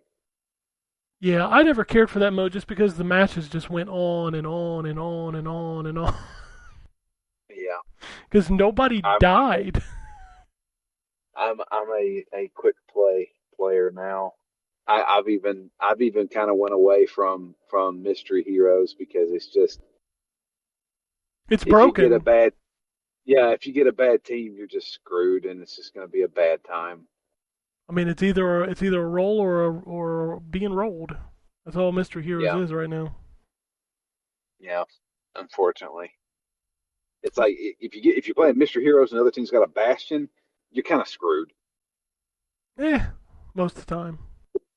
Most of the time you are, because we got 3 Baptiste and a friggin' Moira. And I'm just like, okay, well, we're not going to beat this Bastion. So could you imagine Baptiste in Total Mayhem? Like, I haven't played it since he came into the game, but could you imagine him having, the lamp, like, every 2 seconds? Yeah. Like, people would die even less. Yeah, no kidding. Because, like, all your cooldowns are, like, super sped up in that mode. That's right. Yeah. I don't know. I didn't know there was. I knew there was a huge community for Mystery Heroes. I did not know there was a huge community for Total Mayhem. That's news to me. I'm sure there's people out there who just played Team Deathmatch or Deathmatch. I'm sure there are. I'm like you. I mostly play quick play. I do play comp for my placements, and then I really don't play it outside of that. Yeah, I don't even jump into comp much anymore. I just do quick play and just choose Roadhog. I have become a Roadhog main. Oh lordy, that game is I hate to say it, but that game's on its last leg, and I feel like Blizzard themselves are going to be the ones that tip it over. I mean, like you sent me that thing the other day. It was. They're thinking Overwatch 2 is not till 2023, and that game ain't gonna last a year and a half. No, not if they don't add a hero. Uh, or even a map. I mean, come on, guys. I only played once this I week. know they want to save all that stuff for Overwatch 2 because if you release it now, then Overwatch 2, what the hell's the point of getting it? I mean, at You this know, point, the only purpose of getting it is the single player because all the rest of the stuff will be free anyway. I mean but that's the problem though, dude. I mean, like with the single player is going to be something that me and you play once, and it'll be about a 12-hour experience, and then we're done. But and that's what I'm saying is like that's the thing that you will buy because the heroes, the maps, all of that stuff will be free anyway. So why hold it? I don't know. Because I even don't when know it why comes out, you don't have to buy it to play that stuff. yeah. They're the way they are thinking about Overwatch 2, I feel like is a lose-lose situation. I think they have bigger problems that they're dealing with right now. Oh, 100%. But this was a So, problem before this came out. but you're right, out to the public, but I'm wondering if there was other things behind the scenes that were starting this rolling downhill. I mean, I don't think, because at no point has Jeff Kaplan's name come up, but it's like, None of the maybe Overwatch team's name has come up, which makes me wonder if there's like a bomb ready to drop or they legitimately didn't do anything. I don't know. Right, but it's just one of those things where it's like, maybe there's reasons why you leave your business, like where you've been making your money and stuff. I don't know. It's just, to me, it's like I could see how the corporate structure affects what's happening on this level, where to the point where it is overtaking everything, to the point where you stop building a game, basically, right? Like, or it slows down production of the game. Because at one point I was like, it's because the new console's coming out. No, at this point I'm certain the corporate ongoings has fucked this game royally. Even if the Overwatch team directly wasn't involved with any of the problems, Yeah, I did see the rumor floating around that the Overwatch League was going to take a year off after this season, and then that was debunked. But I kind of wonder how. I kind of wonder if they're just saying that until the season's over, and then they decide to do it. I don't know because they've lost all but 2 sponsors for the Overwatch League at this point. Yeah, I just like this game doesn't come from a void, right? Like the reason why I think we're seeing Diablos still at this point is because that was, oh god, that's the team that did Tony Hawk, Vicarious right? Visions. Yeah. Vicarious Visions before they were absorbed into Blizzard and lost all identity. But they were working on that before they were absorbed, so it was technically third party at one point. So, I could see how like internal Blizzard team just gets royally fucked, and this starts affecting employees and management, and people leave, and it loses all direction and doesn't come out when it's supposed to, and is now floundering because all those plans that were set in place are up in the air and can't be changed, and no one wants to do it, and I think this is the horrible, horrible business that they were doing behind the scenes in other parts of the company, fucking up Overwatch team. Now, again, it could come out that Overwatch, the team that was working on Overwatch, had issues too, but I'm not going to accuse them of that without knowing. So it's one of those like elsewhere, it's kind of like how if you worked in a company and corporate fucks up on a level, it trickles down to lowest team member. It just naturally does. So yeah. I don't know. I will be interested to see how things plan out, but I agree with Drew that I don't think this game lasts a year and a half without any content. I'm just thinking of like how, funny enough, it's another Activision game, which wasn't intended, but like, imagine if they took a year off Call of Duty. Because they stopped supporting those games after like a year. Call of Duty's a little different because those spill. Like, people still play last year's version even after the new one comes out. The problem with Overwatch, it's not that the game couldn't last a year and a half without content. The problem is that it's already lasted a year and a half without content. It can't go another year and a half without content. Yeah. I mean, just the last hero we got was Echo, and that was over a year ago. Yeah, so by the time the second game comes out, it will have been 3 years since the first game had any substantial new content for a game that keeps people playing every day. Like, that game is really good, but it ain't that good. No. People will stop playing. I'll be the first person to say that I believe that Overwatch is one of the best games that's ever been made. But so is Metal Gear Solid, but you don't see people playing Metal Gear Solid every day. No, and Overwatch lives and dies by how many people are playing it every day. Metal Gear Solid is going to be great, regardless of how many people are playing it. Yeah, I mean, I get the feeling if they don't add any content to this, if you know how long queues are for DPS, it's going to be that long for friggin' tank and healer. Yeah, and you're going to get matched with people that are way outside your skill range at that point. Yeah, and then people are just going to quit. Yeah, I will be very interested to see it, which is another reason why, even though I fell off, I still try to play whenever I can, because who knows when I'm not going to be able to play this anymore. Yeah. I don't know. Anyway, that is the show for this week. If you want to send us emails, it's podcast@ztgd.com. If you want to follow us on Twitter, it's at N4G Podcast. If you want to follow us, Drew is at DML Fury, Anthony's at Complacent Robot, I'm at ZTGD, and you can follow the site at ZTGD Content. Check out Phoenix Down, Yakuza Kiwami 2 in effect. First episode is live. I think that's it. Yeah. Unless anybody has anything else, we can get out of here. Peace, bitches. Alrighty. And it goes something like this. Epic fail.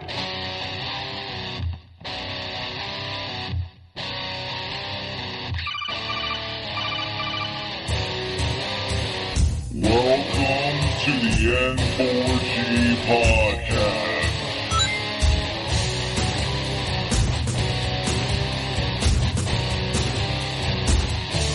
Oh, you can...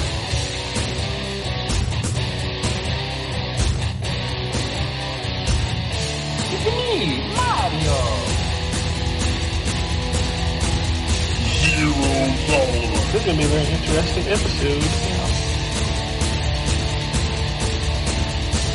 Gather time. Greetings, programs. I got lost trying to find my way to the secret underground N4G Radio lair. The Wombat. And I always live being angry. Killer Wolverine.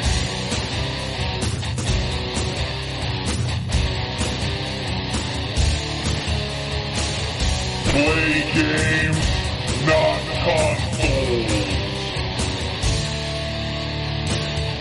No fanboys allowed. And then I killed the dragon. 8.0.